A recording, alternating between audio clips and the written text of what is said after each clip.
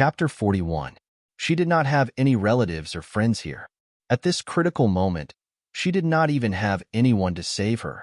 Looking at Ji Yunhao's expression, even if she gave in and apologized to Hu Daichang, he would not let her go. He would definitely think of other ways to thoroughly humiliate her. Seeing that Ji Yunhao was about to whip her again, her lips slowly hooked into a sneer.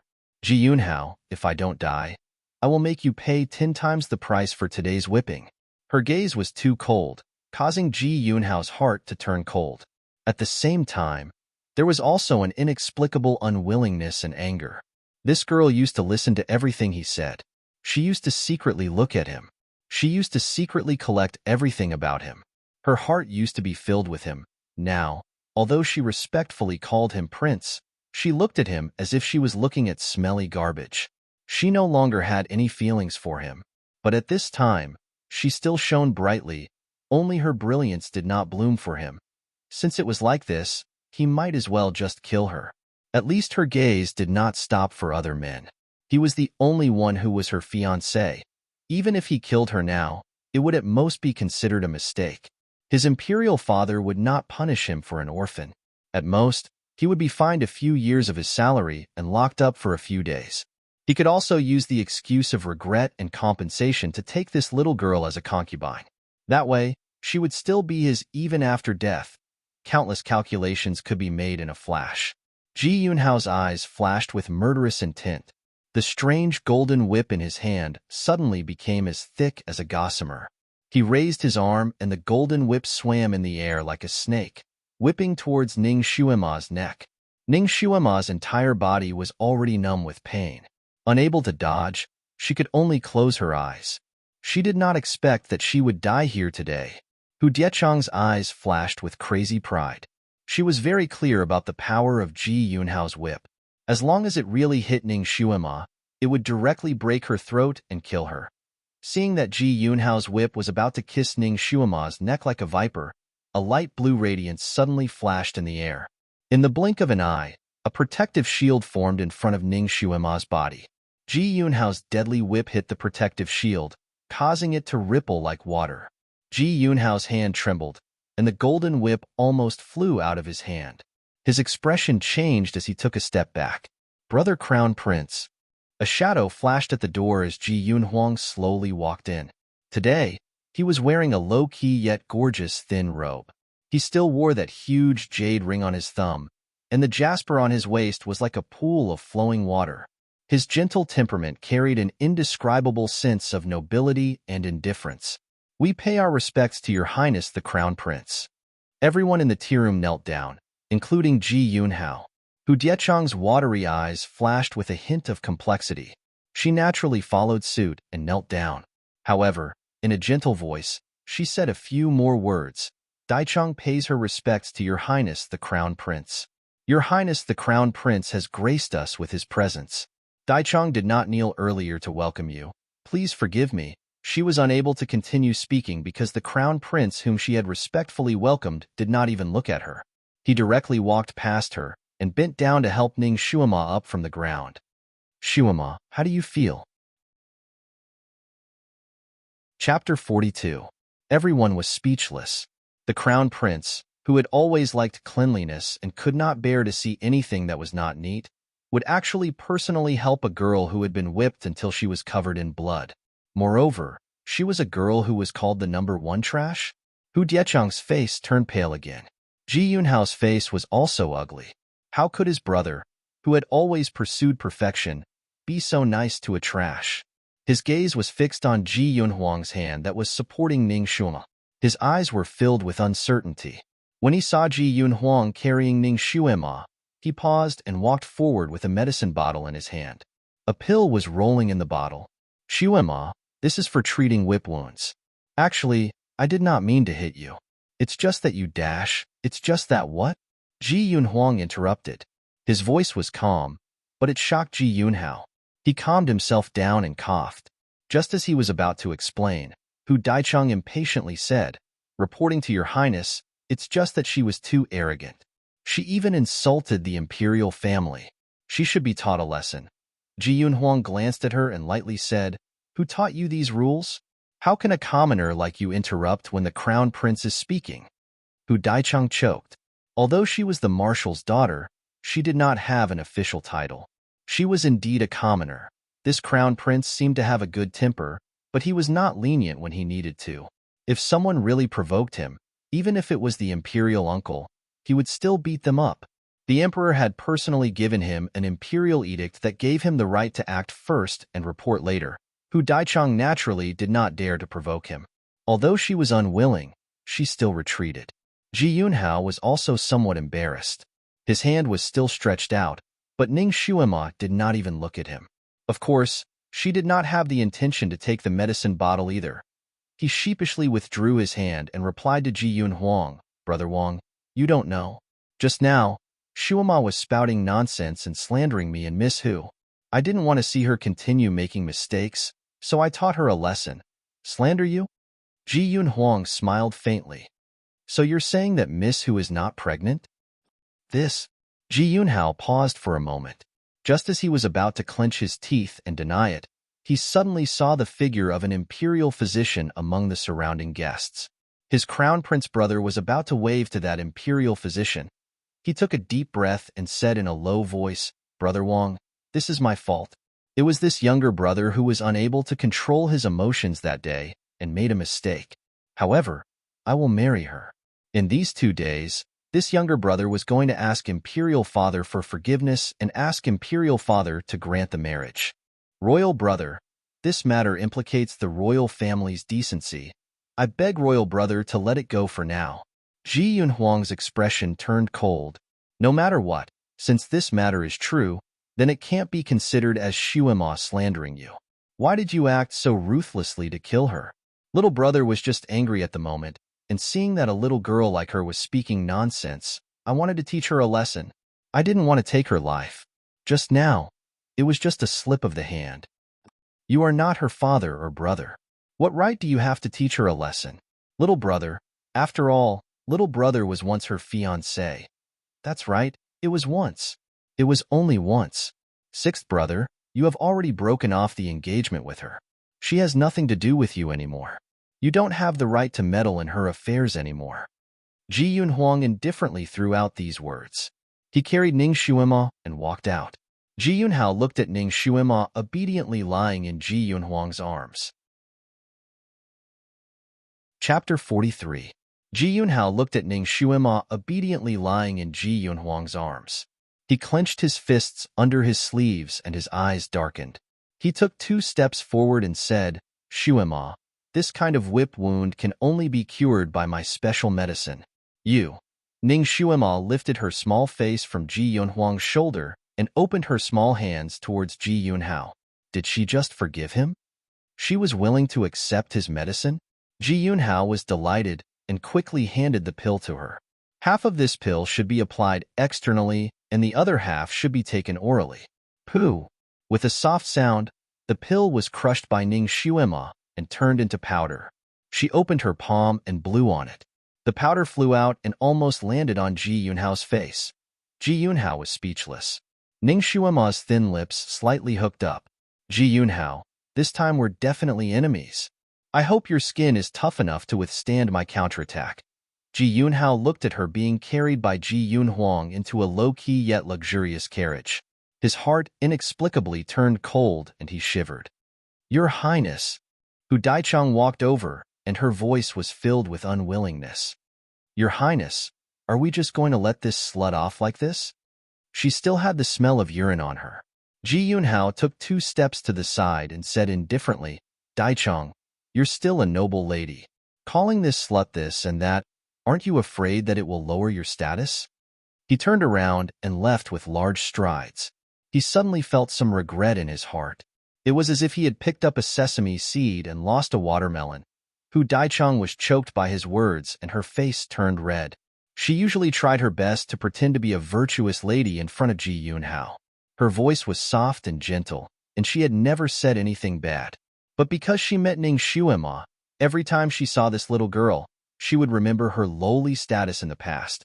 She didn't want to think about how Ning Xuema had given her a new lease of life back then. She only wanted to think about how her ugliest side had been exposed in front of that little girl. Every time she saw Ning Xuema, she felt very uncomfortable. Only by ruthlessly trampling on Ning Xuema could she feel better. That little slut. She was already as lowly as dust, but she actually made such a big fool of herself today. The grudge between her and her was set. If she didn't kill her, she wouldn't be human. She clenched her fists tightly, as if she was clenching Ning Xuema's slender neck. Xuema, you shouldn't have destroyed that pill.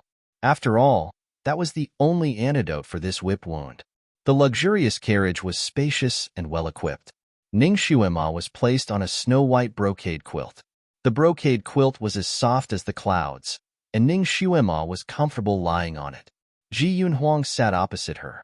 Ning Xuema lowered her head to check the wound on her arm. She faintly said, I don't want that scum's things. I can make the antidote myself. She had the residue of the antidote on her hand, and she could smell its composition just by smelling it. Ji Yunhuang's eyes lit up. You can actually make that kind of antidote? According to what he knew, the antidote for Ji Yunhao's soul-breaking whip was a secret of the imperial family. In this world, only the palace's secret pharmacist could make it. Moreover, he was the only one who knew the prescription. There were many doctors who wanted to get their hands on the prescription, but none of them had succeeded. This little girl only crushed an antidote pill, and she was able to make it?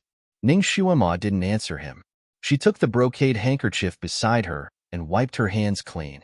She used her hand to support her chin and looked at Ji Yunhuang with a smile. Chapter 44. Ning Xuema did not answer him. She took a handkerchief from the side and wiped her hands clean. She used her hand to support her chin and looked at Ji Yunhuang with a smile. Your Highness, are you interested in the antidote? Why don't I tell you the method to refine the antidote as a reward for saving my life?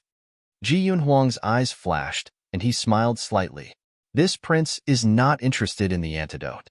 As long as Miss can refine the antidote to cure the poison in your body, it will be fine.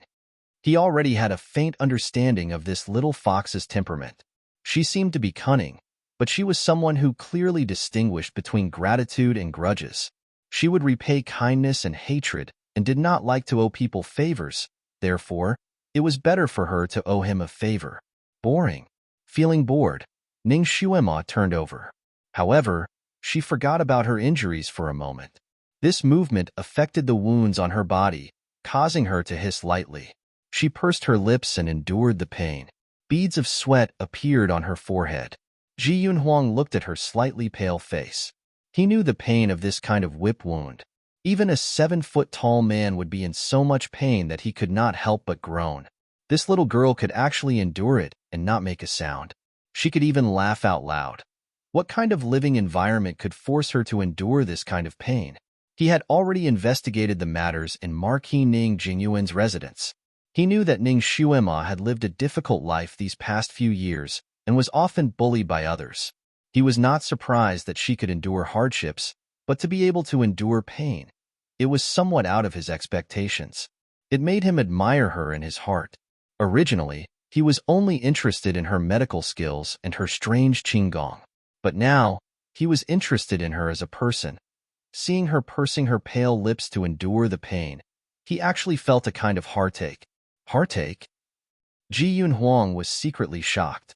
Even he felt heartache? He was a rare genius. No matter what he learned, he was able to learn it quickly. However, he had a flaw. He did not have any feelings. Although he looked as gentle as jade, he was indifferent to everyone. That year, when his mother, who loved him dearly, passed away, he did not feel any heartache or pain.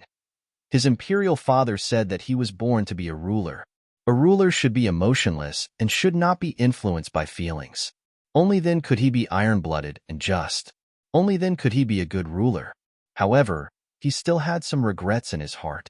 He didn't expect that he would have this kind of feeling after seeing Ning Xuema today. This kind of feeling was unavoidably novel to him. He looked at Ning Xuema in a daze.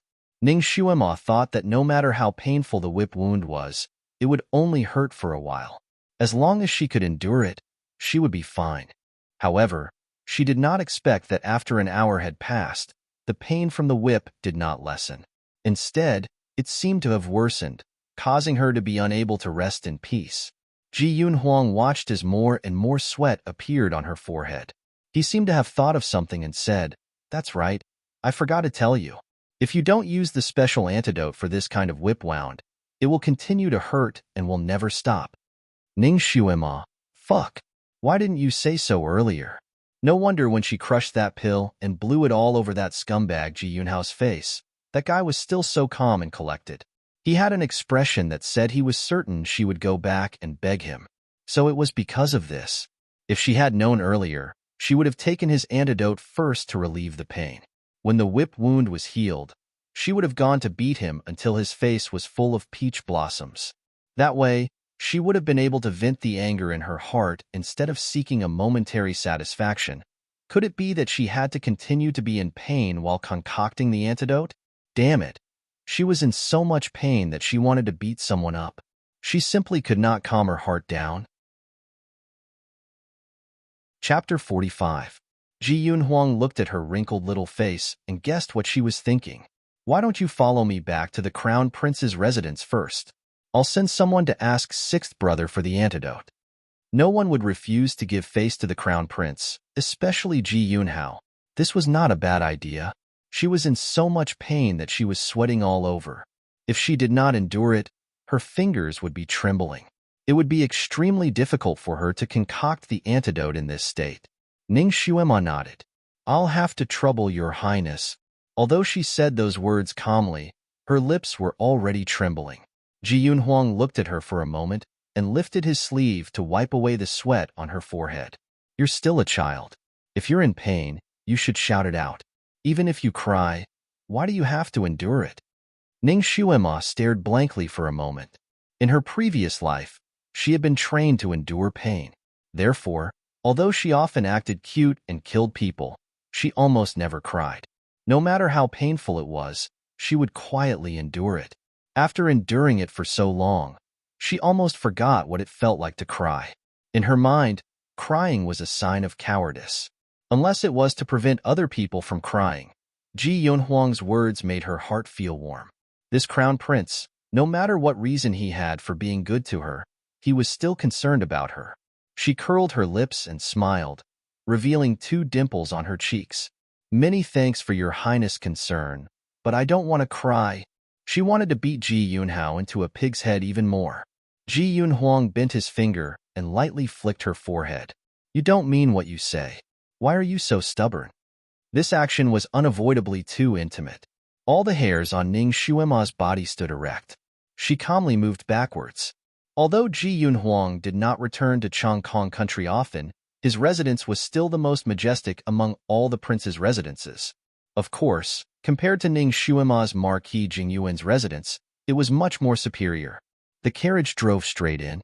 Ning Xuema could not see the interior of the crown prince's residence from inside the carriage, but she could hear the sound of people kneeling and greeting. She could imagine the size of the residence. After the carriage entered the mansion, it continued to move forward for a full quarter of an hour before stopping. "Welcome back, Your Highness the Crown Prince." A chorus of greetings came from outside. From the sound of it, there were at least 100 people. "Xuema, it's not convenient for you to move right now. This prince will carry you down." Ji Yun Huang didn't give her any chance to protest and carried her in his arms. A servant respectfully lifted the curtain of the sedan. Ji Yun Huang carried Ning Xuema and walked out of the sedan in large strides. There were 2 rows of people kneeling below. One row was made up of maids, and the other row was made up of servants. The one leading them was a butler in luxurious clothes. Ning Xuema lay in Ji Yun Huang's embrace, and she could feel countless gazes on her body. She didn't need to look to know that those gazes were filled with shock and astonishment. Who asked their crown prince to carry a legendary piece of trash in his arms? But she did not hear the low hiss of surprise in the tea house. It seemed that the rules of the crown prince's residence were pretty good. Her body was in unbearable pain, and she really could not stand on her own. She simply laid her head on his chest and waited for him to carry her in. In any case, he had already carried her in the tea house. Since it was an emergency, carrying once was carrying twice was also carrying. She was a modern person, so she did not care about this. Ning Xuema heard Ji Yun Huang instructing the servants. She knew that he would not harm her at this time, so she was too lazy to listen. "Your Highness, let us servants carry this young lady?" For maids carried a spring stool over, wanting to take Ning Xuema from Ji Yunhuang's arms. Chapter 46. No need.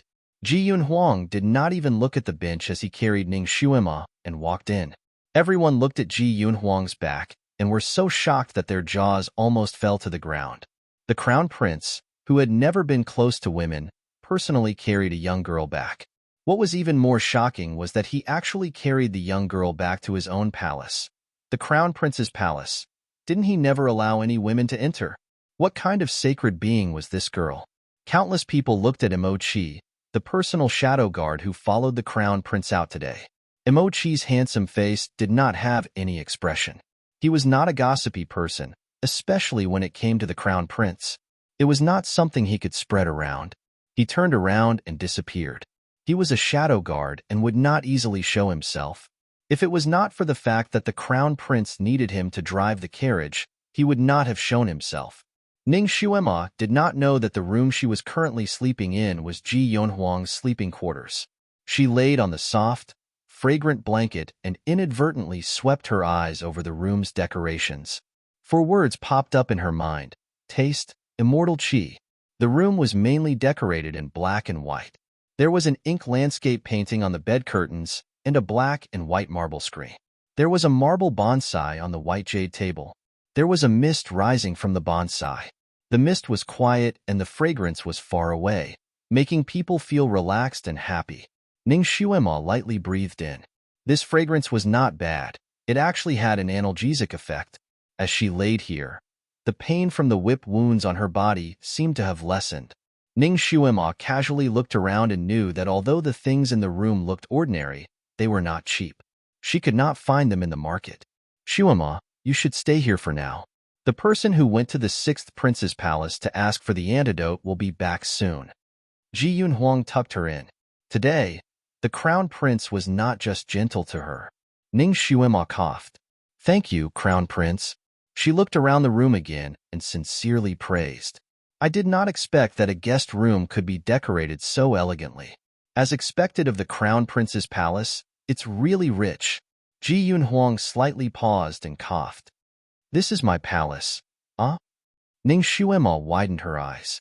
"There's a refreshing fragrance here that can alleviate your pain." Ji Yunhuang continued to explain. So that was how it was. Ning Xuema glanced at the marble bonsai on the long table. It turned out that it was actually a kind of strange fragrance. However, if he arranged for her to stay in the guest room, he could also move the bonsai there, right? "You can't touch this bonsai." Ji Yunhuang was an understanding person, so he explained. Ning Xuema understood and nodded. "Thank you very much." This crown prince was really warm-hearted. Even his sleeping quarters were given to her. Ji Yunhuang suddenly extended his finger and lightly tapped her head. "You don't have to think too much. You're still a child. What can I do to you?" "Don't worry." Ning Xuema. "Big brother, I didn't think too much about it. Your Highness, the 6th prince requests an audience." A guard reported from outside. Ji Yunhuang slightly frowned. He had only sent someone to ask Ji Yunhao for the antidote. Why did Ji Yunhao personally come? "Xuema, you rest here first. This prince will go out and take a look." He walked out in large strides. In the living room, Ji Yunhao sat in the guest seat while a maid served him tea. Ji Yunhao tried to ask, "Where is His Highness the Crown Prince?" "6th Prince, please wait. Someone has already gone to report." Chapter 47. 6th Prince, please wait a moment. Someone has already gone to report. The maids in the Crown Prince's residence were all shrewd. They did not directly answer Ji Yunhao's question. Ji Yunhao smiled faintly. While receiving the tea, he touched the maid's hand.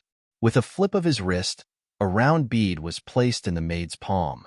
In a soft voice he said, "Many thanks, Mississippi. This prince admires Mrs. Pure Heart." The maid was slightly startled, and her face turned red. Ji Yunhao's appearance was handsome, and when he smiled, his eyes were extremely captivating, causing her young maiden's heart to involuntarily skip a beat. She calmly withdrew her small hand, and the pearl in her palm had already been transferred to her sleeve. His Highness and the new girl are in the palace. They should be here soon. The maid added. Ji Yunhao's fingers that were holding the teacup tightened. His older brother, the crown prince, actually arranged for Ning Xuema to be in his palace. Why? What was his older brother, the crown prince, planning?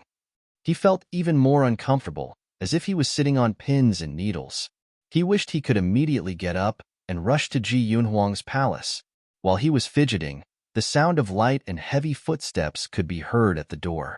Old Six, why did you come here personally? Ji Yunhuang appeared and walked in. Ji Yunhao stood up and bowed. Third brother. Ji Yunhuang waved his hand. There is no need for such formalities in our own home. You can just give the antidote to my imperial bodyguard. Why did you come here personally? Little brother heard her.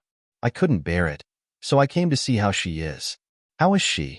It's not like you don't know the effects of your whip. Old Six, it's not that I want to criticize you, but how could you be so ruthless towards a little girl? Little brother was so angry at that time that I became muddle-headed. In a moment of anger, little brother knows his mistake. Ji Yunhao lowered his head. His soul-breaking whip was a magic tool. It was one of the top 5 weapons in Chongkong country. Not only could it injure the body, it could also injure the soul. It could make people feel as if their soul was being torn apart. Ji Yunhao's temper was not good. His whip had injured countless people who disobeyed him. He would usually wait for people to be in so much pain that they were hovering between life and death. Then, he would decide whether to give the antidote based on that person's attitude.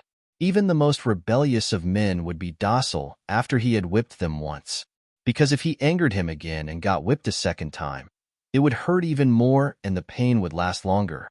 Of course, there were also those who were born stubborn and refused to admit their mistakes and died from the pain. He whipped Ning Xuema in the tea house because he was angry and wanted to teach her a lesson.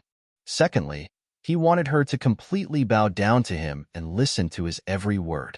If she listened to him in the future, he could even take her in as a concubine. Initially, he couldn't wait to kick this girl far away and stop pestering him. But now, he didn't want her to fall into someone else's hands and blossom beside someone else. His calculations were not bad, but he never thought that he would meet Ji Yunhuang there. What was even more unexpected was that the crown prince would personally carry someone away. This made him feel a sense of crisis. Ji Yunhuang faintly glanced at him and saw through his thoughts. However, he was too lazy to expose him. He stretched out his hand and said, "Give me the antidote." Ji Yunhuang's appearance was gentle, but his aura was strong. Ji Yunhao did not dare to disobey and could only take out a porcelain bottle. He was still unwilling to give up. This antidote is a little special. Why don't you let little brother personally apply the antidote?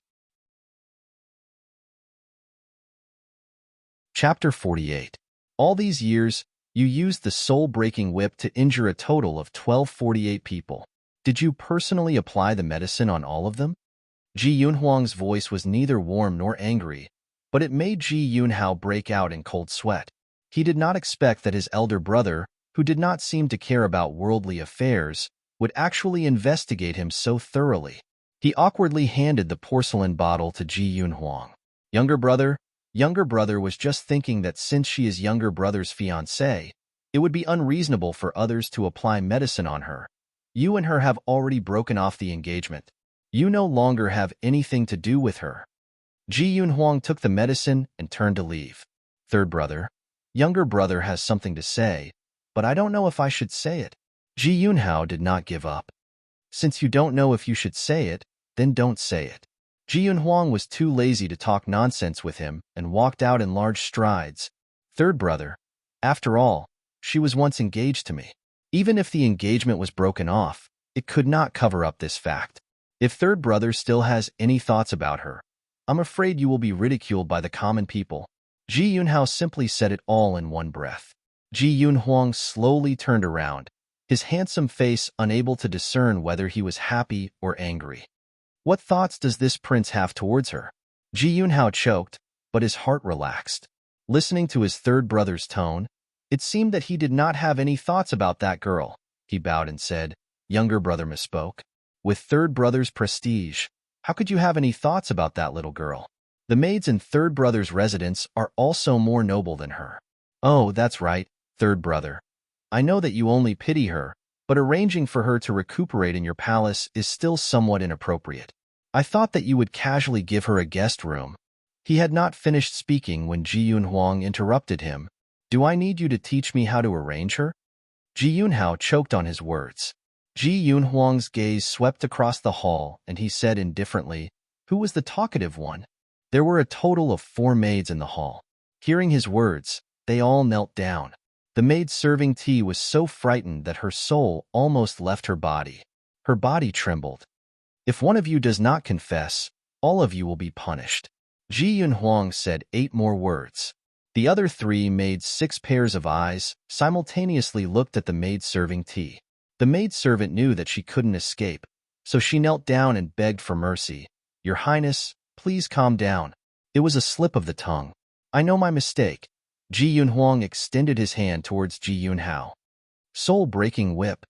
Ji Yunhao didn't dare to refuse, and could only hand over the golden whip to Ji Yunhuang.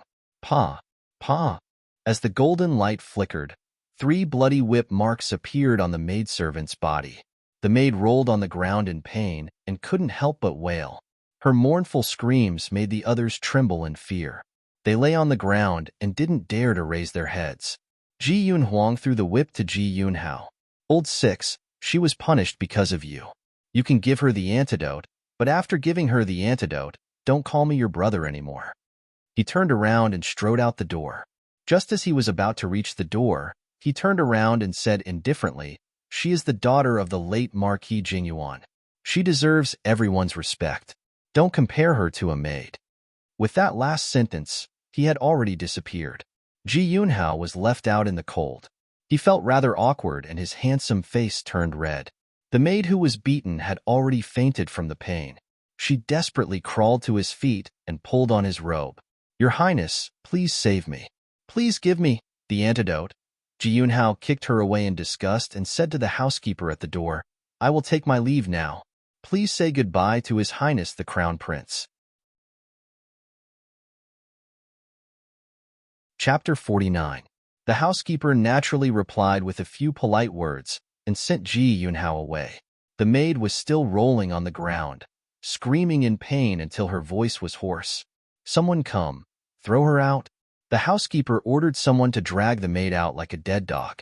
Although the maid was still alive, she could only die from the pain without any antidote. With the previous example, the other maids in the Crown Prince's residence became more cautious and conscientious. In the future, no one dared to say a word.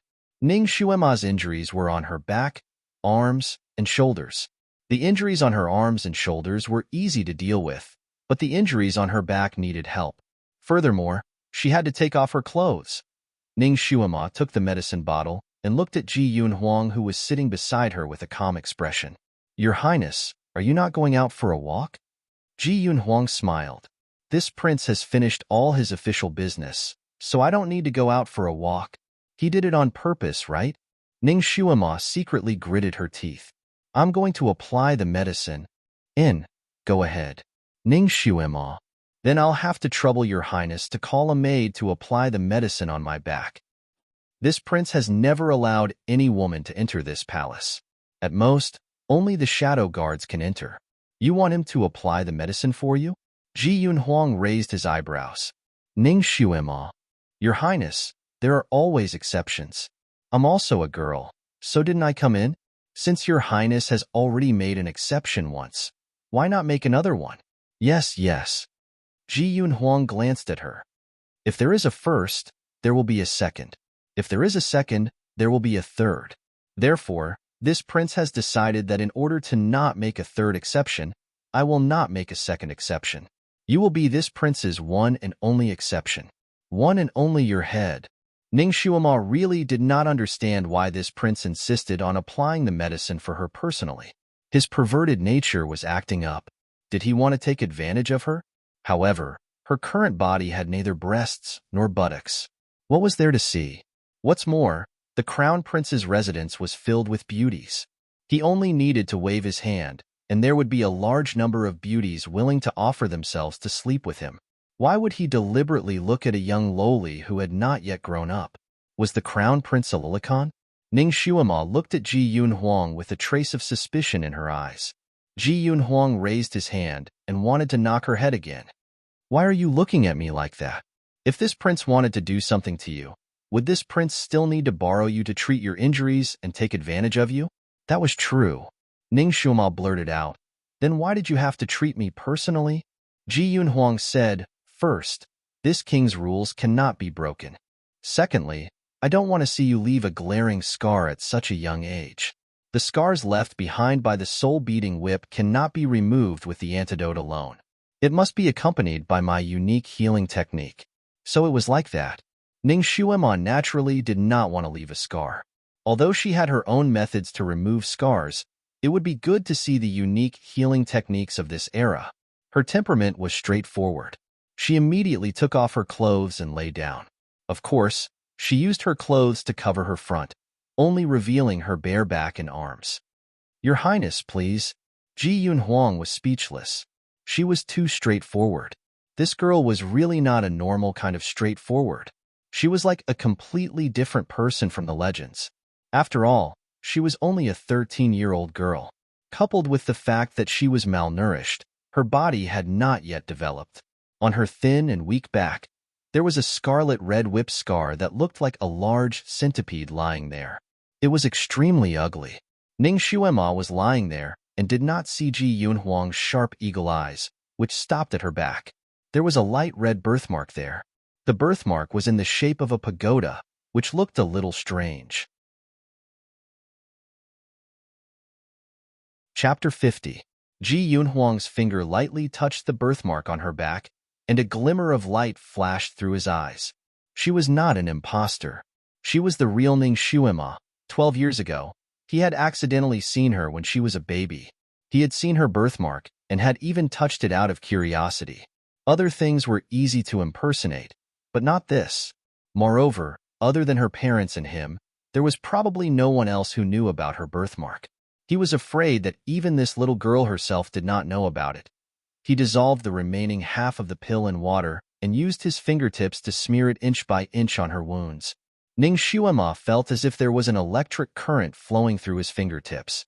The pain in the places that he had passed through immediately disappeared. After a slight warmth, there was a cooling sensation, followed by a slight itch. Ning Shuima had been injured many times in her previous life, so she naturally knew what it felt like to have a wound heal. It was no different from the feeling she had now, and her recovery speed was even faster than in the modern world. It seemed like this crown prince's unique healing technique was also very brilliant. Very quickly, he finished smearing the medicine on her back. Seeing that he seemed to have the intention to stop, Ning Shuima hurriedly moved her arm towards his direction. I'll have to trouble you to treat the wounds on my arm and shoulder as well. Ji Yun Huang's chuckle came from behind her. Didn't you not want this prince to treat your wounds? Your Highness said that if there is a first time, there will be a second time. Since your Highness has already treated this commoner's back, then it doesn't matter if you treat a few more places. Good deeds must be done to the end. Ning Shuima's pain lessened, and her voice also became clearer. You really know how to climb up the pole. Ji Yun Huang's voice sounded like he was laughing yet not laughing. It sounded like he was sighing and probing. If you were this quick-witted from the start, would you have been bullied? Now, you seem like a completely different person. Could it be that he was suspicious of her identity? Your Highness should have heard of the saying, put yourself on the brink of death, right? I'm someone who has died once, so naturally, I'm more open-minded. It's reasonable for my temperament to change. It's possible for temperament to change. But you suddenly gain some skills, which is quite surprising. Hee. Perhaps the heavens saw that I had suffered too much humiliation and specially compensated me by bestowing me with so many abilities, allowing me to turn over a new leaf. Ji Yun Huang. Ning Shuima answered every question, and her answers were flawless. Even someone as astute as Ji Yun Huang could not find any loopholes in her answers. He couldn't help but sigh. He didn't ask any more questions and focused on treating the whip wounds on her arms and shoulders. Ning Shuima watched his movements attentively. She saw that there was a faint green light emitting from his fingertips as he applied the medicine to her wound. Under the green light, her wound felt cool. Could this be the art of rejuvenation that only those who cultivated the wood elemental psychokinesis could learn? Previously, he had only seen it in the game. Now, he could finally see it in real life. Psychokinesis, what a magical thing. Was there really nothing on her body? This was the first time that Ning Shuima was curious about psychokinesis since she had traveled to this world. Very quickly, Ji Yunhuang finished treating her injuries. Ji Yunhuang helped her bandage her wounds and instructed her to take note of a few things for the next few days. Only then did he get up to wash his hands. Ning Shuima looked at his slender back and her heart suddenly moved. No matter what, this crown prince treated her quite well. He was also a genius in psychokinesis, so he must have some books on cultivating psychokinesis. She thought for a moment and decided to ask him for it. Ji Yunhuang was rather surprised. Aren't you a psychokinesis trash? Even if you can't cultivate by reading these books, it's useless.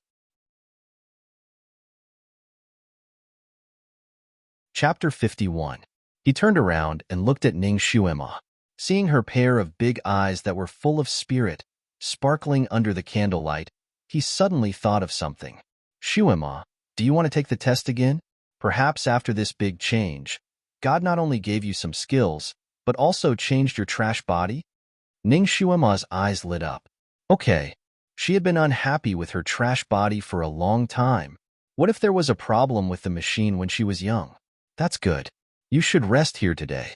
I'll take you there tomorrow. Ning Shuima raised her head and looked outside the window. Outside the window, the sky was filled with red clouds. It was already evening. She couldn't lie down anymore, so she lifted the quilt and sat up. Why don't we go now? Ji Yunhuang sighed. You're too impatient. Your injuries haven't healed yet, and you're still weak. Even if we wanted to test you, we wouldn't be able to tell. It's better for you to rest for a night and recover your energy before going. Ning Shuima's eyes looked around the room. In such a big room, there was only one bed. She probed, Your Highness, where are you going to sleep tonight? Ji Yunhuang looked at her with a smile that wasn't a smile. You want to invite me to sleep together? Invite your head. Your Highness really knows how to joke. This joke isn't funny at all. Your Highness must have many palaces. There must be beauties in those palaces who want to invite your Highness to sleep together. I'll have to trouble your Highness to help me close the door when you leave. Ning Shuima laid down on her side and closed her eyes. She had used up a lot of energy today and was tired. This prince doesn't have any beauties and only has one palace. Ji Yunhuang slowly opened his mouth. Ning Shuima opened her eyes in astonishment. This crown prince should be around 21 or 22 years old. According to the customs of this era, even if he didn't have a wife, he should have several concubines. At the very least, he should have several concubines. How could he still be single? Could it be he was gay? She couldn't help but size him up. His appearance was handsome and elegant, but his temperament was cold and his aura was strong. Could it be that he was two-faced? What kind of attitude does this era have towards romantic love? Or was he seen as a scourge? Or should I just let it be? She tried her best to search through the memories of this body, but there was no such information at all. Ji Yunhuang was a little scared by her gaze. Little girl, why are you looking at this prince like that? Ning Shuima asked tentatively, Your Highness, what do you think about sex? What was that? Ji Yunhuang expressed that he did not understand. Ning Shuima explained, A prostitute is a delicate and pretty young man raised by the sons of officials. Seeing that Ji Yunhuang was still at a loss, she might as well explain. A prostitute is a man who can be used to warm the bed. Ji Yunhuang's face was filled with disgust. Men can warm the bed? What kind of nonsense is in that little head of yours? Don't tell me the soul-beating whip has turned you stupid? He reached out to touch her forehead. You don't have a fever. Ning Shuima was speechless. No wonder she didn't have any memories of being gay. It turns out that this continent doesn't have gay people. It seems like this crown prince doesn't like men. Oh, it seems like he's clean. In this era where stallions are everywhere, such a clean man is more precious than a giant panda. Ning Shuima looked at him with a gaze filled with respect. She cupped her hands and said, It was Shuema who misunderstood Your Highness. Your Highness, please forgive me. Chapter 52. It's fine. Ji Yunhuang casually replied.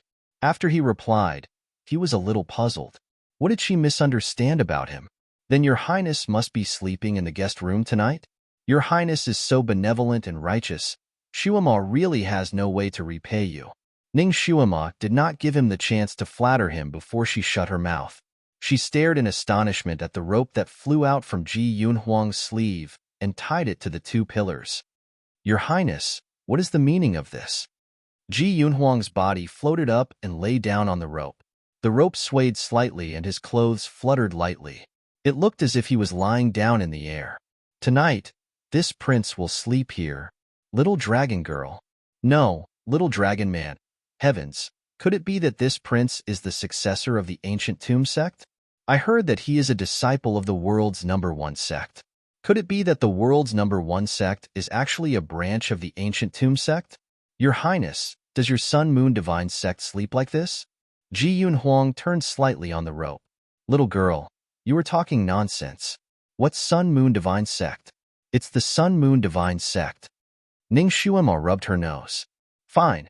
She automatically remembered the Sun Moon Divine sect as Dongfangbu Bai's Sun Moon Divine sect. However, with such a divine way and such a flashy style, it should be similar to the Sun Moon Divine sect, right? Only, she did not know if their sect leader, the ancestor, was also as ecstatic as Dongfangbu Bai at this moment. Ning Shuema's thoughts had already drifted 8,000 li away. She only heard Ji Yunhuang continue. This kind of resting method is only used by the Sun Moon Divine sect's direct descendants. Furthermore, the deeper one's cultivation, the thinner the rope they sleep on. Just like my master, the rope he sleeps on is only as thick as a pinky finger. Ning Shuema looked at the rope under Ji Yunhuang's body, which was as thick as half a fist. She once again blurted out, Your master is the ancestor's disciple, right? If he sleeps on a rope as thick as a pinky finger, then doesn't that mean your master, the ancestor, sleeps on a rope as thick as a thread? Black lines appeared on Ji Yunhuang's face. He chuckled softly. No one has ever seen the ancestor's appearance when he is resting. Ning Shuema was curious. Really? Could it be that his disciples and maids who served him have never seen him before? Ji Yunhuang lowered his eyes. No one has seen it. In fact, where the ancestor sleeps at night has always been an unsolved mystery. Ning Shuema. Mysterious indeed. Could this be the legendary saying of a crafty rabbit having 3 burrows? This venerable emperor seems to be quite paranoid. He doesn't trust anyone. Or maybe he was just trying to show off. Your Highness, doesn't your ancestor have white hair and a youthful complexion? He has the demeanor of a transcendent being. It was a pity that she didn't even get to see a corner of his robe. She felt a little regretful that she had missed the chance to meet the most eye-catching person in the world. Therefore, it was not a bad idea to ask someone who knew the situation. Ji Yunhuang sighed. Shuema, has no one ever told you that you can't casually discuss the ancestors' matters? Ning Shuema rubbed her nose again. There seemed to be such a thing. She smiled. There are only the two of us here. It shouldn't be a problem to talk about it a little, right?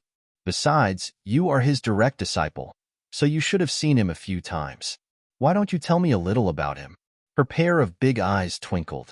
Her appearance was very lovable. Ji Yunhuang's heart skipped a beat. He finally said a few words. I have been in the Sun Moon sect for so long, but I have only seen the ancestor twice. The ancestor wears a mask all year round, so no one knows what he looks like. However, his hair is quite black, like a curtain. There is indeed no one who has the demeanor of a transcendent being like him. He is not someone ordinary people can compare to. Chapter 53. At this point, he stopped talking and did not want to talk about the ancestor anymore. It was obvious that he worshipped this master from the bottom of his heart. Ning Shuema smiled and did not say anything, but her heart did not agree. This ancestor should not be young anymore. He must be a wily old fox in Jianghu, so he should know what to do in order to be mysterious. It seemed that his technique was not that strong. Otherwise, he would not have failed to maintain his appearance and only managed to keep his hair black. The face under that mask must have been filled with wrinkles, so wrinkled that even flies could be caught in them. Ha ha ha. Shuema, what are you thinking? Ji Yunhuang asked. He felt that her expression was a little strange. Nothing. Ning Shuema naturally would not tell him her inner thoughts. She turned over and got off the bed. Shuema's injuries are almost healed, so I should go home and rest. I won't disturb His Highness the Crown Prince any longer. Goodbye, goodbye. She cupped her hands towards Ji Yunhuang and turned to leave. If she really slept in the same room as the Crown Prince tonight, even if nothing happened, she would not be able to clear her name. According to the rules of this era, she could only marry the Crown Prince as his wife or concubine. Although she did not care much about the rules of this era, she still did not want to add unnecessary trouble. As she walked, the whip wounds on her body began to hurt again. The wounds that had just healed felt like they were going to split open again. Her forehead was covered in sweat. Ji Yunhuang naturally knew what she was worried about. His eyes darkened slightly. This little girl did not seem to care about being his woman at all. Did she know what she was giving up by leaving? He turned over and got off the bed. He raised his hand and a faint white light was emitted. Ning Shuema's body became numb, and she lay back down on the bed. You can't move right now. You must rest for the night. Tonight, I will sleep outside and will not affect your reputation. Tomorrow morning, I will come and call you. With a wave of his sleeve, he put away the rope and walked out. A moment later, the voices of two maids came from outside the bedroom.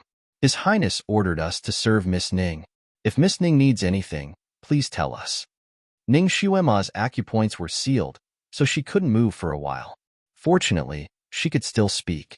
She asked casually, "Where is His Highness the Crown Prince?" His Highness has left the residence and will be back tomorrow morning. His Highness would rather sleep outside than in his own guest room? He was truly a freak. What Ning Shuema didn't know was that the Crown Prince had a huge obsession with choosing his room. He always slept in a fixed place, otherwise, he wouldn't be able to fall asleep. Fifth Prince Mansion. The fifth prince, Ji Yunxiao, was a very regular prince. Every day, he would go to bed to rest, but tonight, he couldn't sleep. This was because his third brother, the Crown Prince Ji Yunhuang, had suddenly paid him a visit and insisted on playing a few games of chess with him. Among all the princes, only Ji Yunxiao's chess skills were comparable to the Crown Prince's. Thus, the two brothers had a lot of fun playing chess in the octagonal pavilion. Although Ji Yunxiao was an idle prince, he still had a lot of eyes and ears, so he was able to get information quickly. Tonight, Ji Yunhuang seemed to be a little absent-minded. Occasionally, he would make a wrong move, which was very different from his usual style of chess. Ji Yunxiao teased him, "Third brother, this little brother heard a new interesting news today. I heard that you gave old Sixth a show of strength at the tea house and even brought his little wife to your house. Is that true?"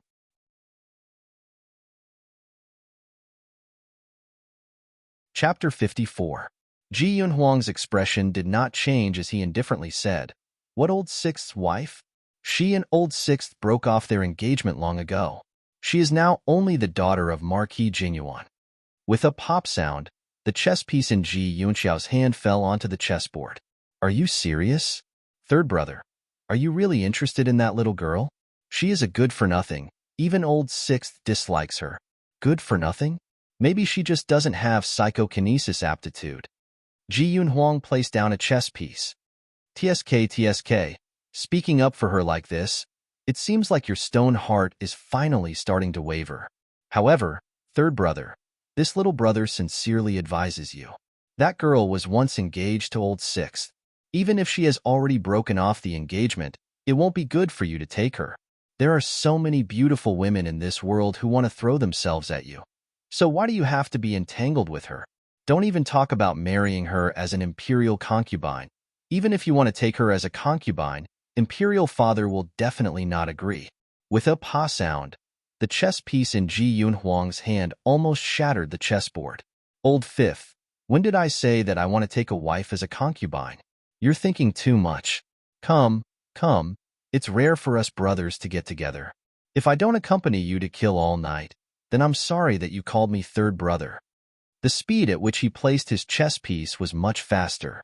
Ji Yunxiao's lips twitched. Who was accompanying who? He had never stayed up this late before. He was so tired. Ning Xuema was awakened by a loud noise. She opened her eyes and saw the faint light of a fire outside the window. There was also the sound of hurried footsteps. Lord Lu, no one is allowed to enter the Crown Prince's palace. Now that the Crown Prince is not here, without his permission, your people are not allowed to enter. Ning Xuema could tell that the person speaking was the Crown Prince's housekeeper. I am handling this case by imperial decree. Since the criminal is hiding in the Crown Prince's palace, how can I catch her if I don't go in? Lord Lu's voice was very dignified. There's no other way. No matter what, you can't barge into the Crown Prince's palace. Otherwise, if the Crown Prince blames you, we won't be able to bear the consequences.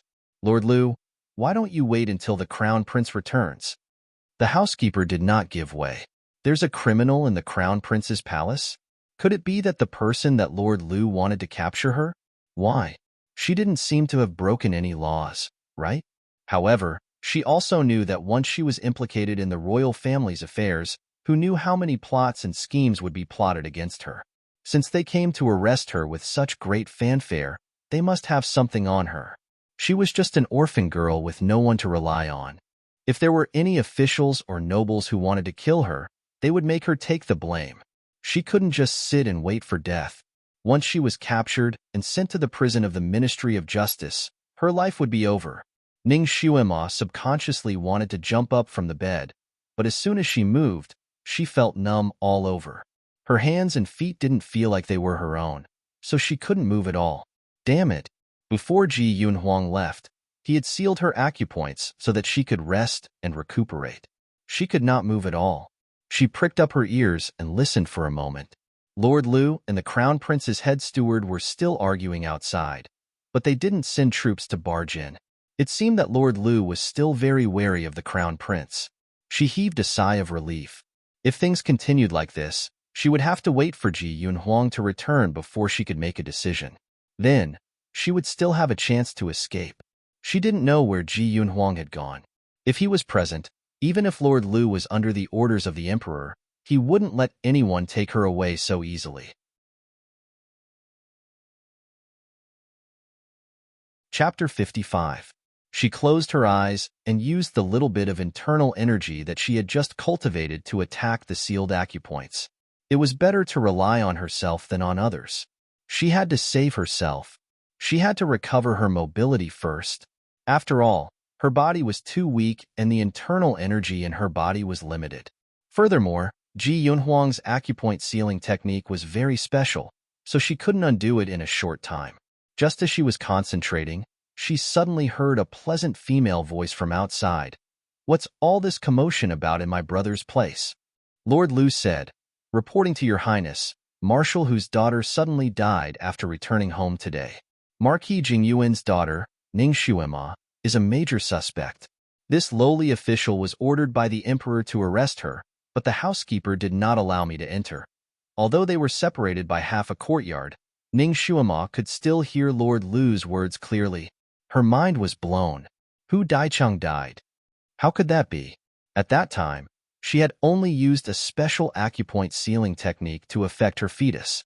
At most, she would be unable to conceive in the future. How could she suddenly die? Outside the courtyard, the housekeeper repeated the same words as before. The princess laughed coldly and said, "Other people can't enter Brother Crown Prince's bedroom, but I can.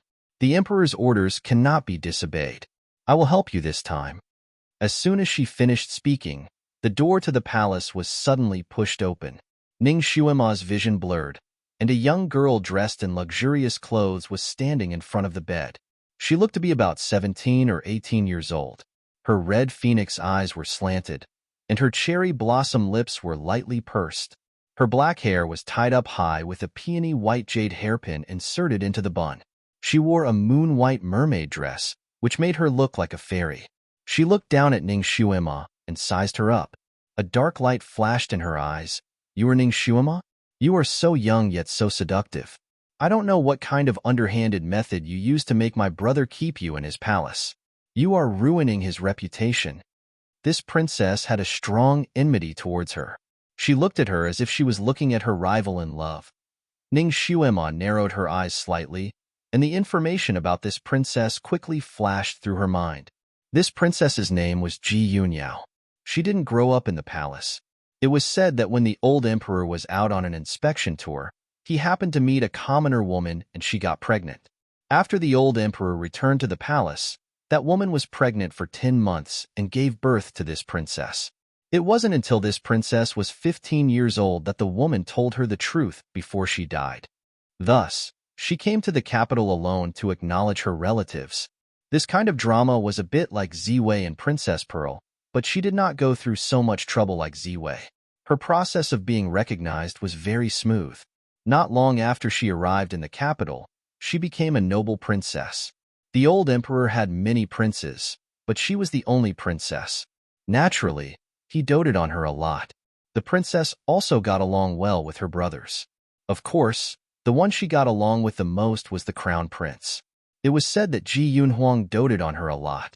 Every time he returned to the capital, this princess would follow him like a shadow, and the doors of the crown prince's residence would always be open for her. It seemed like the rumors were true. Ji Yunyao could enter and leave the crown prince's palace as she pleased.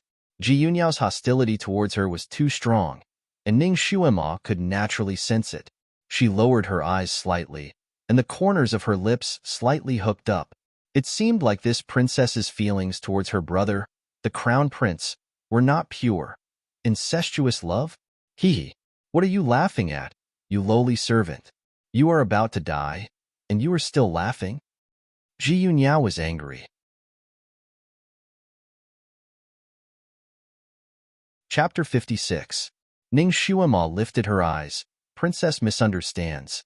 His Highness the Crown Prince and I are pure and innocent. We are just ordinary friends. He kept me here only because he took a fancy to my medical skills and cherished my talent. That's why he treated me. Because I can't move after the treatment, he let me stay here. His Highness also left the residence to avoid arousing suspicion. You called me a vixen and said that I used underhanded methods. Not only did you insult me, but you also insulted your brother Crown Prince. Is he such a shallow person? A woman who was blinded by jealousy could not be reasoned with. Now that Ning Xuema had fallen into her hands, she could not resist. She did not want to be burned to death by her jealousy for no reason. The first thing she did was to draw a clear line between her and Ji Yunhuang and remove a portion of the princess's hostility. That way, she would suffer less. Sure enough, after she said those words, the hostility in Ji Yunyao's eyes lessened a bit. However, she still had some doubts. Medical skills? What kind of medical skills could a good-for-nothing like you have? Ning Xuema continued to smile and calmly explained, this humble girl does not dare to lie in front of Princess. A few days ago, I cured a woman with a broken arm. If Princess does not believe me, you can personally go to the Supreme Court to ask. That woman is still being treated in the Supreme Court. The suspicion in Ji Yunyao's eyes deepened. But you're talking nonsense. How come this princess has never heard of this matter? Ning Xuema suddenly understood. On this continent, there weren't many divine doctors.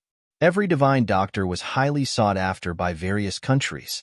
In order to not let the other countries know about it, she was afraid that Ji Yunhuang had quietly suppressed the news of her reconnecting her second aunt's arm.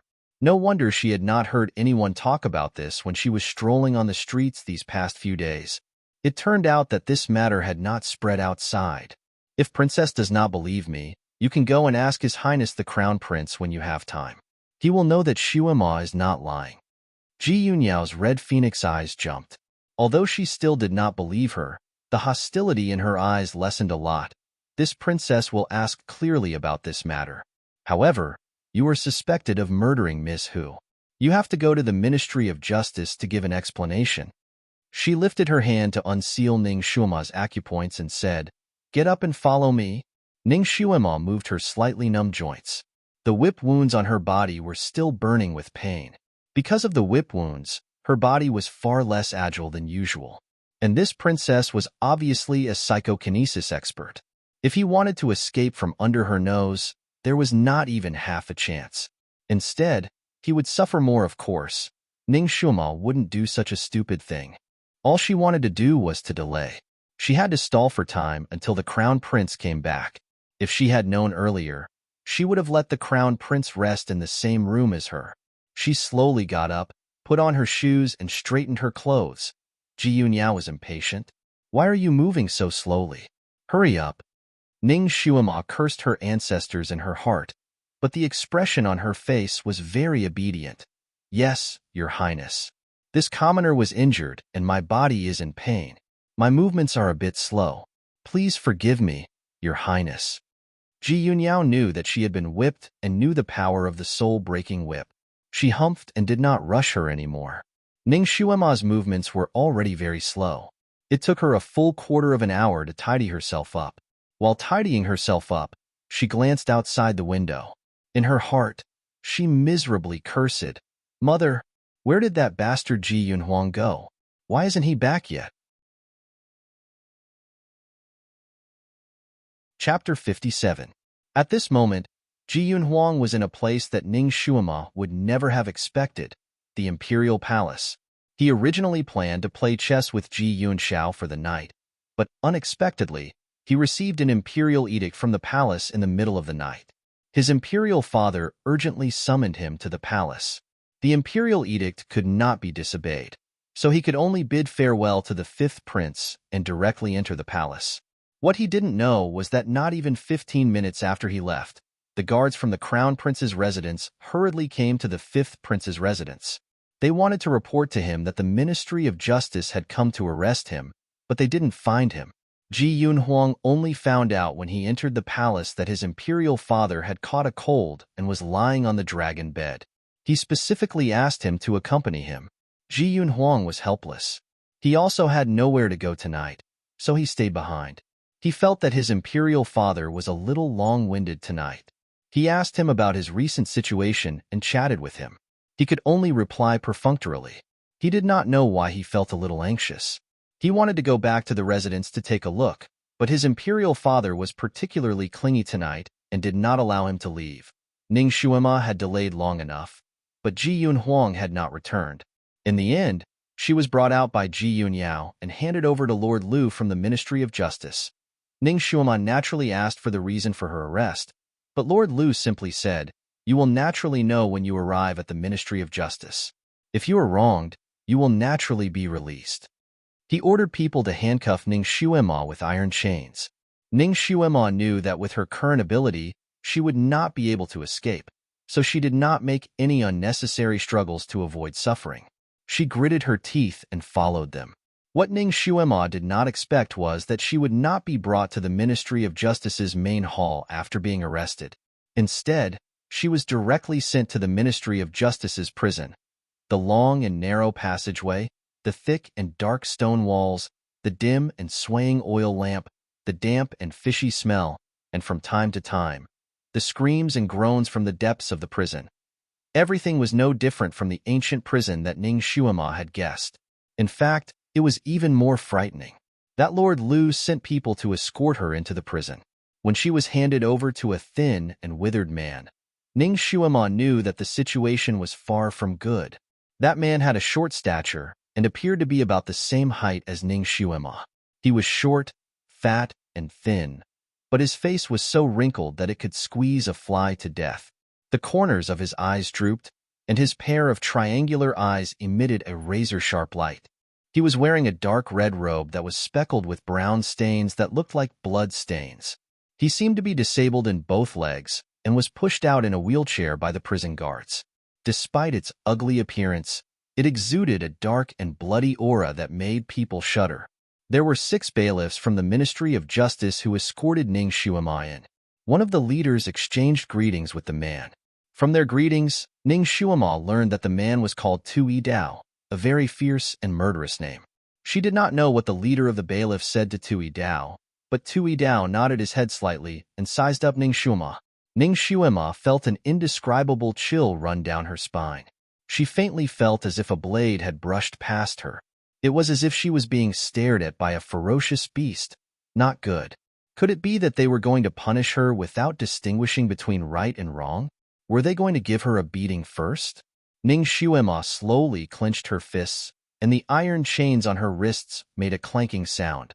The 6 bailiffs from the Ministry of Justice turned around and left. Tu Yidao glanced at Ning Xuema again.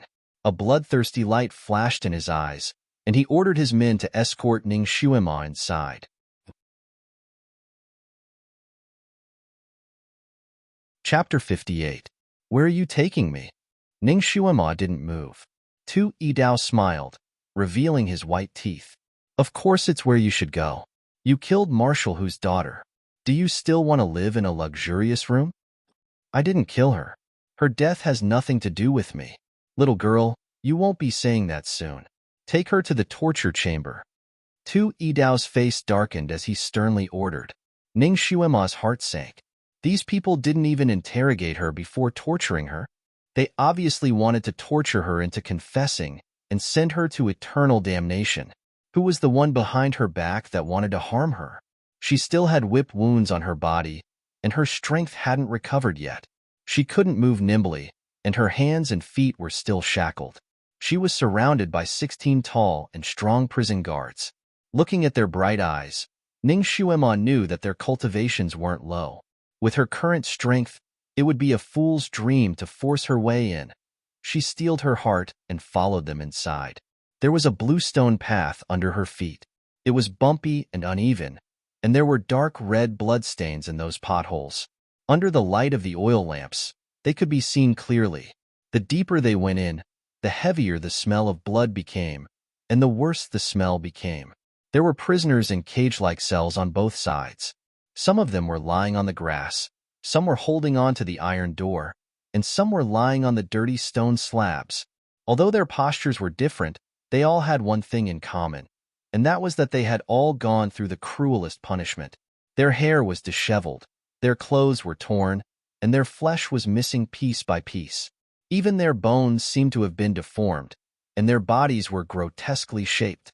Every one of them was trembling, and they were all growling.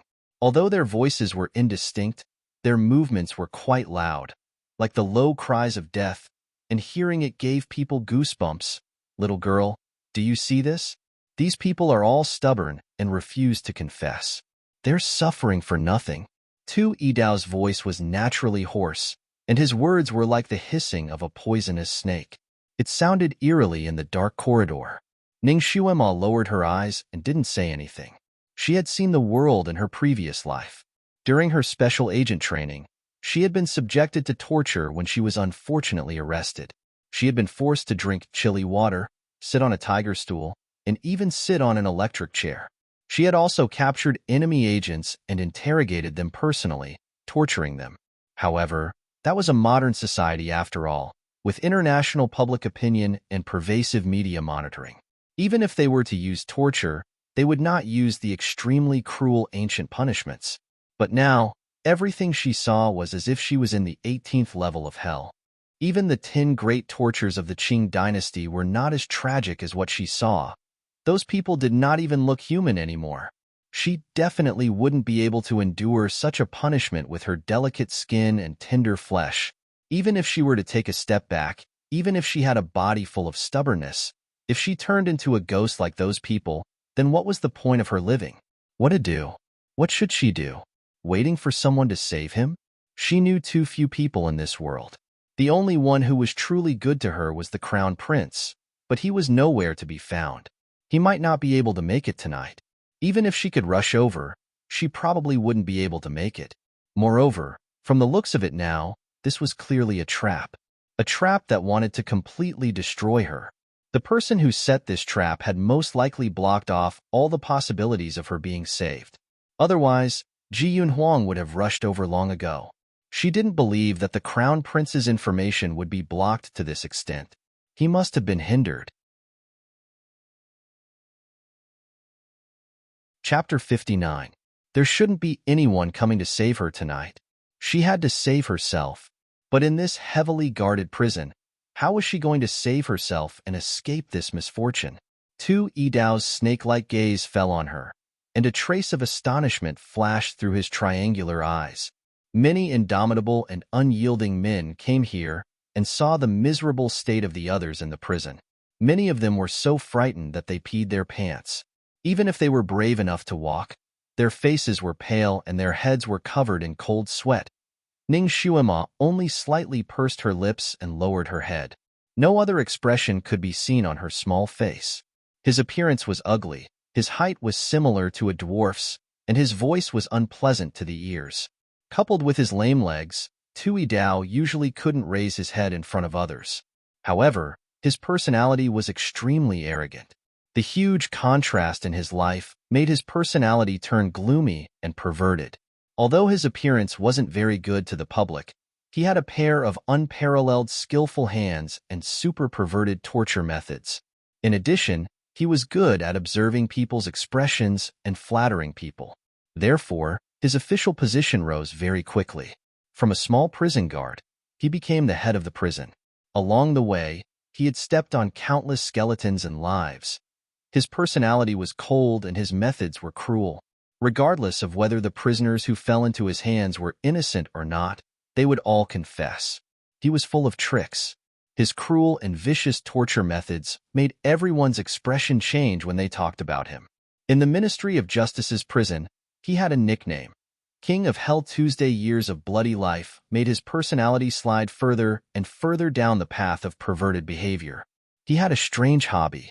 He liked to see prisoners pee their pants and listen to the prisoners' miserable screams. In his ears, the prisoners' miserable screams were the most beautiful music. The more miserable the screams were, the more beautiful it was. Moreover, he liked to torture young and beautiful women the most. Seeing them moan and cry under his torture gave him a perverted sense of accomplishment. As for Ning Shuima, if she fell into the clutches of such a pervert tonight, how could she survive? Ah, a mournful cry came from a room at the end of the road. It was a woman's voice. It was as sharp as the cry of a malicious spirit. Ning Shuima's body trembled. She raised her head and looked over. Her pupils suddenly shrank. That room was the torture chamber. She finally saw the real torture scene. And that scene made Ning Shuima, who was used to seeing storms, feel her palms turn cold. There were all kinds of strange torture tools in the room. Dirty blood flowed on the floor, and the stench of blood assailed their nostrils, making them want to vomit. There was a person nailed to the stone wall in the middle of the room. That should be a young girl. Her body was naked and covered in bloodstains. Her breasts were already gone, having been cut off while she was still alive. There was a red-hot iron rod stuck in her most delicate part of her body, which was currently emitting white smoke. The air was filled with the smell of barbecued flesh. The reason why Ning Shuima could tell that she was a young girl was because her face was intact and her fingers were as slender as jade. That girl was very beautiful. Her pretty face was flawless. She had such a perfect face, but her body had been tortured until it was in tatters. Her flesh was badly mutilated, and her bones were exposed in many places. Such a contrast gave people a strong impact. Ning Shuima's whole body turned cold. Tui Dao's eyes had been staring at Ning Shuima like a poisonous snake. Seeing that her expression finally changed, he was unusually happy and laughed. Little girl, you probably don't recognize her. She's a famous woman in our Chongkong country. Chapter 60. Tui Dao's eyes had been staring at Ning Shuima like a poisonous snake.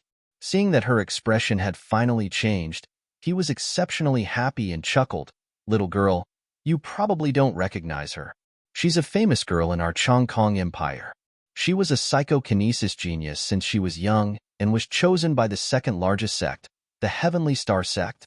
She became the inner disciple of one of the three protectors there and was once the pride of our Chongkong Empire. Her mistake was that she didn't learn well and actually went to the imperial palace to steal the princess things. She was caught red-handed by the princess and sent here. She's very stubborn and didn't confess. That's why she suffered so much. Tiske. Why did she have to suffer so much? Tui Dao shook his head and sighed. I didn't steal. Ji Yao framed me. That girl was in so much pain. But her mind was still very clear, and she tried to defend herself with a hoarse voice. Tsk, it seems like you didn't suffer enough. You need this official to personally serve you. Tui Dao sneered and slowly pushed his wheelchair over. You pervert, just kill me. That girl screamed. Little beauty, you haven't confessed yet. How can this official bear to kill you? I can only properly serve you. Tu Dao took out a small knife that was as thin as a cicada's wing and stroked that girl's delicate cheeks with his slender and cold fingers. He sighed softly. What a beautiful and delicate face. If it was peeled off and made into a human skin mask, it would definitely be very exquisite. Don't worry, this official won't destroy your face. I'll take it off completely. That girl's body trembled and she gritted her teeth. Her personality was indeed strong. Other than her arms, the rest of her bones were broken inch by inch. If she wasn't nailed to the ground, she would have collapsed like mud. This girl was already completely crippled. Even if she survived, she would be a cripple who couldn't take care of herself. This Tui Dao didn't want the truth. He only wanted the result he wanted. Therefore, it was useless to cry out to him. Ning Xuema's palms were covered in cold sweat. Was she going to die here tonight? She looked on helplessly as Tui Dao used that thin knife to peel off that girl's face bit by bit. The woman's screams were almost ear-piercing. No matter how brave Ning Xuema was, he was drenched in cold sweat. The woman fainted several times and was woken up several times by splashes of ice water.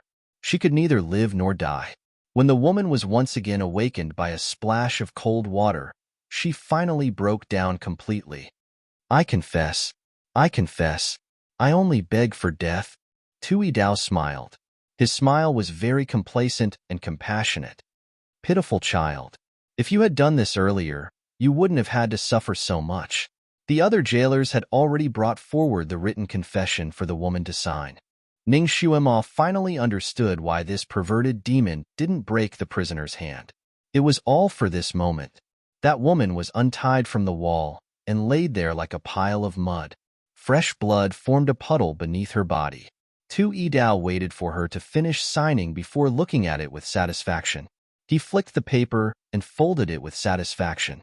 Then, he casually stabbed the woman's heart. The woman's body trembled. She let out her last breath as if she had been freed and finally stopped moving. Take her away and throw her to the wild dogs in the mass grave. Tu Dao turned his wheelchair around in disdain. The woman, who no longer looked human, was dragged out. Only Ning Xuema, Tui Dao, and a few jailers were left in the torture room. Chapter 61. Tui Dao shook the skin that he had just peeled off and handed it to Ning Xuema. Little miss, do you think this official's skills are good enough? Ning Xuema subconsciously took 2 steps back and looked at the skin. She had to admit that Tui Dao's skills were really good. The skin was as thin as a cicada's wing and was even in thickness. It didn't have the slightest bit of damage or knife marks. It looked very neat. Little miss, are you scared? If you're scared, then obediently confess. To tell you the truth, this official quite likes your tender skin. If I peel it off, it will definitely be very beautiful. Tui Dao's cold hands almost touched Ning Xuema's cheeks as he laughed strangely. This official will count to 3. If you don't confess, you will also be put on the torture rack. The prison guards here had been influenced by Tui Dao for a long time, so almost all of them were perverted.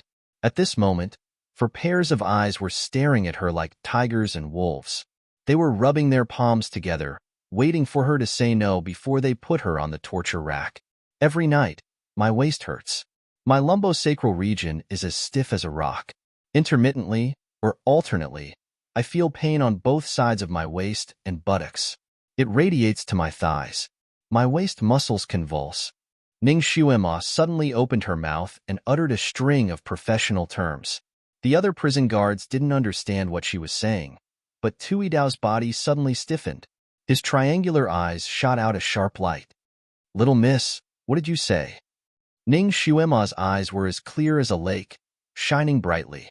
She slowly said, First, your legs will hurt, then your joints will hurt, and slowly become swollen and deformed.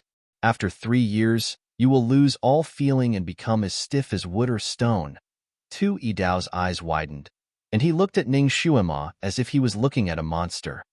The symptoms that Ning Xuema described were exactly the same as his. In the entire Chong Kong Empire, no one could see through his illness, let alone treat it. They could only let it develop. This illness had been tormenting him for 6 years, but he didn't expect that it would be exposed by a little miss today. His originally desperate heart suddenly jumped. You know about this illness? Ning Shuima smiled and nodded. Not only do I know, but I also know how to treat them. Tu Dao, who had always been as calm as a rock, trembled slightly. How do you treat him? If you let me go, I'll treat you, Ning Shuima said straightforwardly. A dark light flashed through Tu Dao's triangular eyes. Little girl, you're exaggerating. I don't know how many famous doctors I've invited to treat my illness, but none of them could cure me. Do you really have one?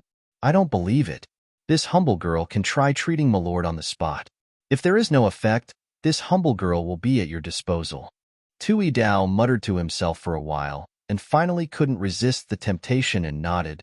Okay, I'll give you a chance. Ning Shuima looked at the iron chain on her wrist. Sir, please have someone prepare 20 silver needles. She said a series of things and finally made a request. Treating your illness is a delicate job.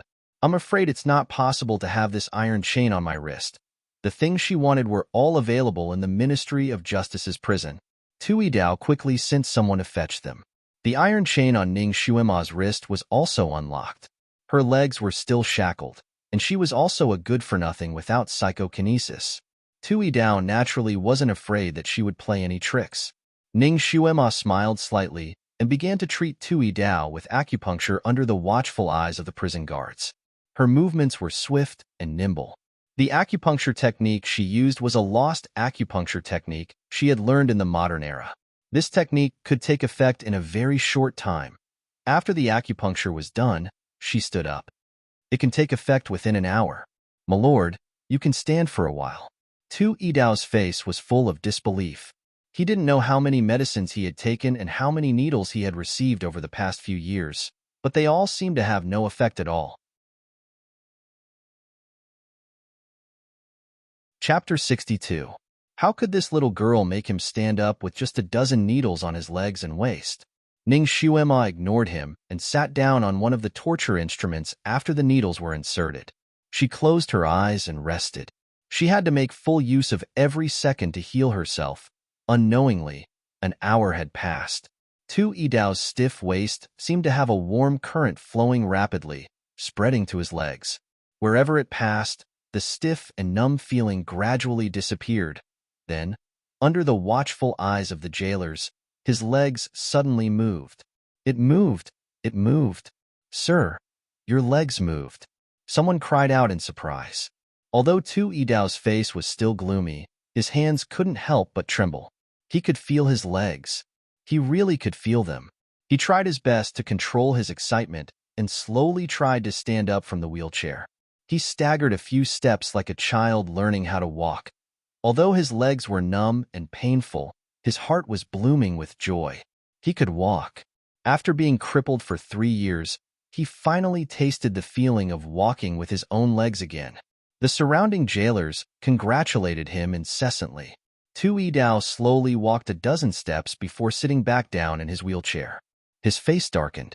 Little girl, although I can walk a few steps, my legs are numb and painful. It's even more painful than before. It didn't work at all. Come, punish her. When Ning Shuima was inserting needles for him, he secretly memorized the steps. In the future, he could treat himself by himself and didn't need to rely on this little girl anymore. Ning Shuima's case was directly suppressed by the higher-ups. Even if he had 8 times the courage, he wouldn't dare to let her go without permission. He couldn't even let her live past tonight. Although the jailers didn't understand what Tu Dao was thinking, they had always followed his lead. They immediately agreed and strode forward to arrest Ning Shuima. Sir, this humble girl only said that the needles worked this time. I just wanted to let you see the results first. If you want to completely cure your illness, you need another treatment plan, Ning Shuima said. Tu Dao was stunned for a moment. He waved his hand and dismissed the jailers who were about to take action. What's your other treatment plan? Ning Shuima smiled and said nothing. Tu Dao paused for a moment and coldly said, This official knew that you would raise conditions. What are your conditions? Don't even think that I'll let you go. I don't have that right. Ning Shuima sighed softly. I also know that it's impossible for you to let me go. Shuema only has one request, and that is to let go of Shuema for one night without torture. Can you agree to that? Tu Yidao's eyes flickered. He thought for a moment and didn't answer Ning Shuema's question directly. Instead, he asked, "How long will your other treatment plan take?" "At least 6 hours." Ning Shuema answered every question. Tu Yidao looked at the hourglass beside him. There were still 8 hours until daybreak. The higher-ups would only ask him for the results after daybreak, and 2 hours was enough for him to properly concoct a girl. He smiled as kindly and sincerely as he could. "All right, this official promises you." Ning Shuema's eyes flickered, and her face was filled with hope. "Thank you, sir. Shuema will definitely treat you properly and let you be completely cured. You won't have to suffer from this illness anymore." Tui Dao nodded and smiled amiably. "That's good. This official still likes a little girl like you. It's fine to let you go for one night. Who knows, someone might come to save you tomorrow morning. That way, you'll be saved." Shuema thinks so. No matter what, I have to thank Sir for giving Shuema this opportunity. Ning Shuema's smile bloomed like a flower. Chapter 63. While comforting her, Tu Yidao sneered in his heart. She was a little girl after all. She was too naive. She was easy to trick and coax. His superiors had clearly stated that he could use any means on this girl as long as she confessed tonight. After she confessed, he would execute her and make it look like she committed suicide after confessing. Everything had already been arranged. This little girl actually wanted to use her medical skills to exchange for a chance to live. She was really naive. This little girl was still talented. What a pity.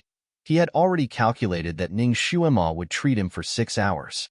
As for the remaining 2 hours, it would be enough for him to properly deal with her and make her obediently admit her guilt.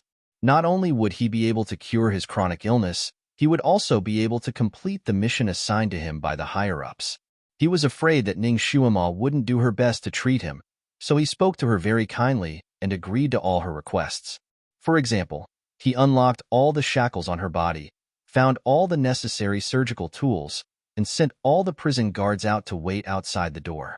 Ning Shuema said that she needed absolute silence during these 6 hours and couldn't be disturbed by anyone. Tu Yidao's psychokinesis wasn't low.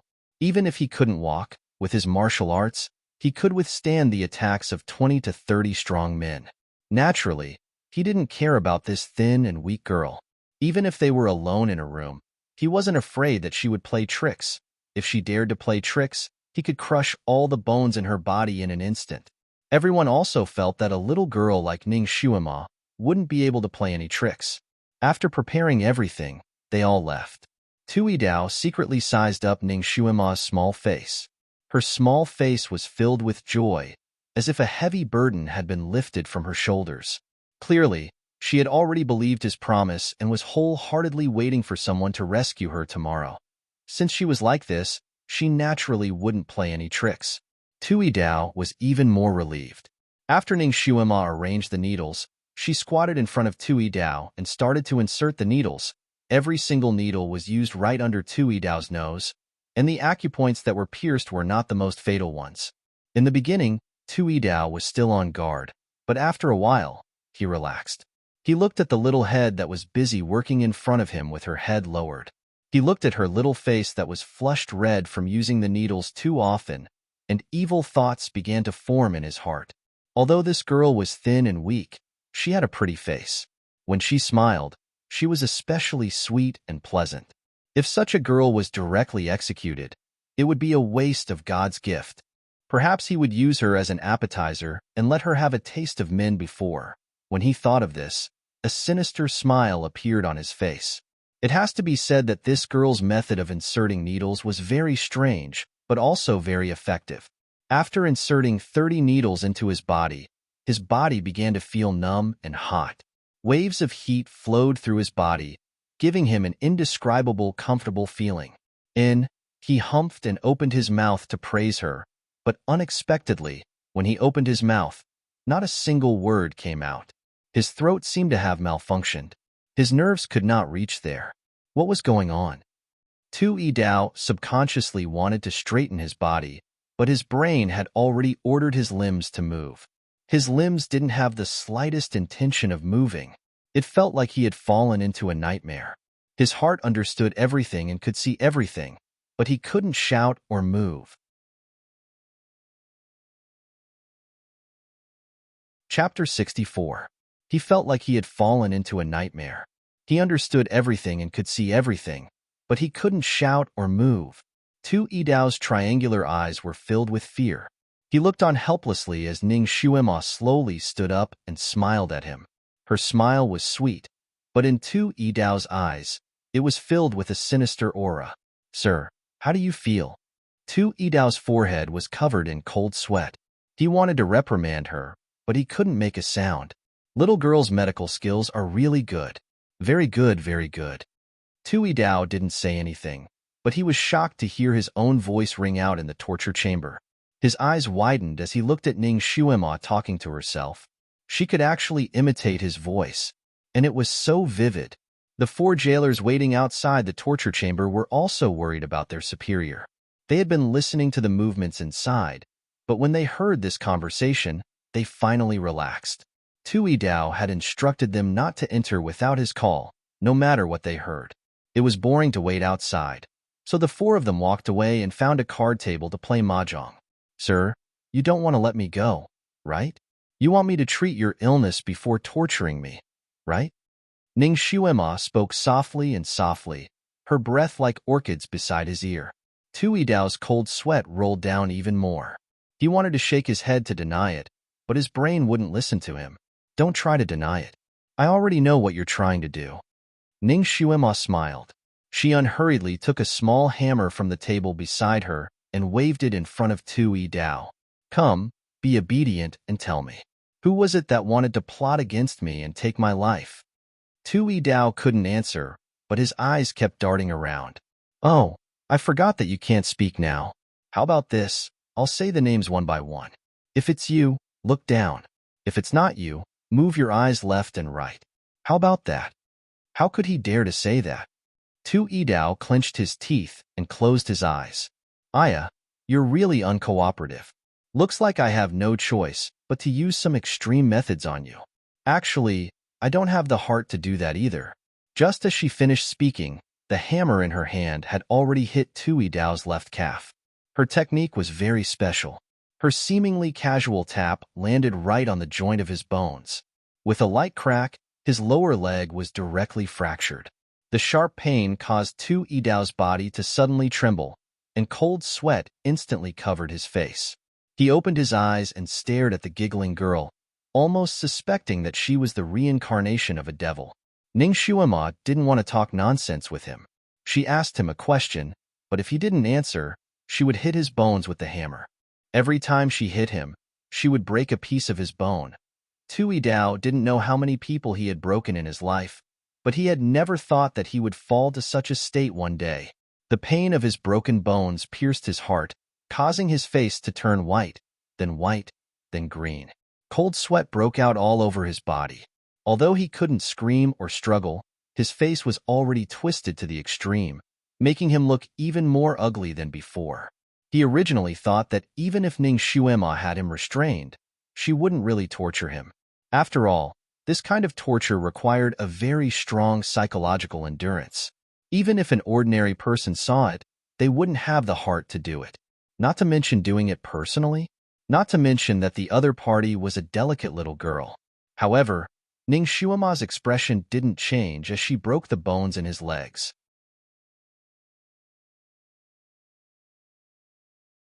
Chapter 65. But when Ning Xuema broke his legs without batting an eyelid, he finally understood that the little girl in front of him was not an ordinary little girl, but a little devil. When Ning Xuema finished breaking his legs and began to move towards his spine, Tu Yidao finally couldn't take it anymore. His eyes revealed a pleading expression. "Are you going to tell me?" Ning Xuema stopped hammering and gently asked. Tu Yidao's eyes desperately moved up and down, indicating that he was nodding. Ning Xuema still had some regret. "I thought Lord Tu Yidao's bones were very hard. So it turns out that you're only like this." I asked, "Was it the 6th prince?" She began to list out names one by one. They were all her suspects. She mentioned the sixth prince, the crown prince, and the princess. When she mentioned the princess, Ji Yunyao, Tu Yidao's eyes first moved to both sides, indicating denial. Then, as if he thought of something, his eyes began to move up and down, indicating acknowledgement. Was it really Ji Yunyao? With that girl's viciousness, it wasn't impossible for her to do it. Wasn't the girl who was tortured to death because of her? That girl had a special obsession with her crown Prince Gij, and her jealousy was very strong. Perhaps as long as Ji Yunhuang treated any girl slightly better, it would incite her murderous intent. It was very possible that she would try to trip him up behind his back. Ning Xuema swung the small hammer in her hand and silently pondered. In the blink of an eye, she saw Tu Yidao's pair of triangular eyes looking at her. He seemed a little guilty. Ning Xuema was an expert at reading people's expressions. She immediately smiled and used the small hammer in her hand to lift Tu Yidao's chin. You're really naughty. You actually lied. Tu Yidao's eyes moved furiously, indicating denial. Ning Xuema's charming face tensed up. I hate it when people lie to me. She raised the hammer in her hand and directly broke the bones in Tu Yidao's chin. Tu Yidao was in so much pain that his entire body curled up. His mouth was open like a toad's and his throat was emitting sounds. If he could move, he would have already rolled over. The cold sweat on his body completely soaked his clothes. He wanted to faint, but he couldn't. He was in extreme pain. Ning Xuema looked at him coldly. This guy had been tormenting others his whole life. Today, she would let him have a taste of what those people had gone through. She was the kind of person who would definitely repay kindness and hatred. She would definitely repay kindness and take revenge for enmity. She could treat her true friends like an angel, but she could also turn into a demon when dealing with evil people. Tu Yidao was unlucky to have met her. The heavens were clear, and he deserved retribution. Ning Xuema's method of torturing people was not inferior to his, and this little girl's methods were faster and more accurate than his. If it wasn't for the fact that he was the one being tormented, he would have taken her in as his disciple. In less than an hour, Tu Yidao's psychological defenses had been completely destroyed by her, and he was finally willing to tell the truth. When Ning Xuema mentioned the name of the current emperor, he finally nodded again. It was the emperor? Ning Xuema had just asked casually. She didn't expect to hit the nail on the head. Had the emperor eaten too much? He actually couldn't tolerate a little girl like her. Why? In the past, Marquis Ning had made a lot of contributions to the emperor in order to stabilize the country. He could be said to be the emperor's right-hand man. Why did he have to be so ruthless to the daughter of a meritorious official? Ning Xuema didn't really understand this society, so she couldn't figure it out for a while. Since she couldn't figure it out, she didn't want to waste her time thinking about it. Since the emperor wanted to kill her, she was afraid that she wouldn't be able to get away with it easily.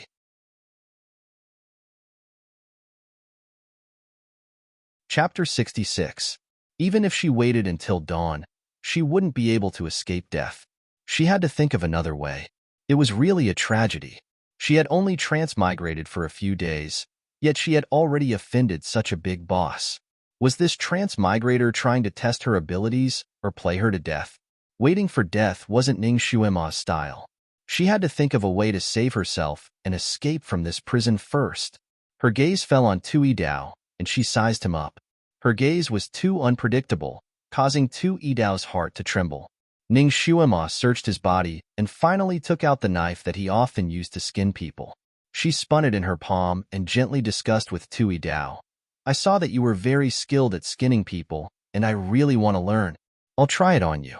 If I don't do it well, you'll have to bear with it. Tu Yidao's face instantly turned green, and his eyes almost popped out of their sockets. This debt of 6 months was really repaid quickly. He had just finished skinning a girl's face, and immediately another girl came to skin him. He enjoyed skinning other people's faces, but having his face skinned was definitely his worst nightmare. He looked on helplessly as Ning Xuema slowly walked over, the thin knife in her hand emitting a terrifying cold light. 2 hours passed, and then another 2 hours passed. Finally, 6 hours passed. The 4 prison guards who were playing Pai Gao outside were already tired.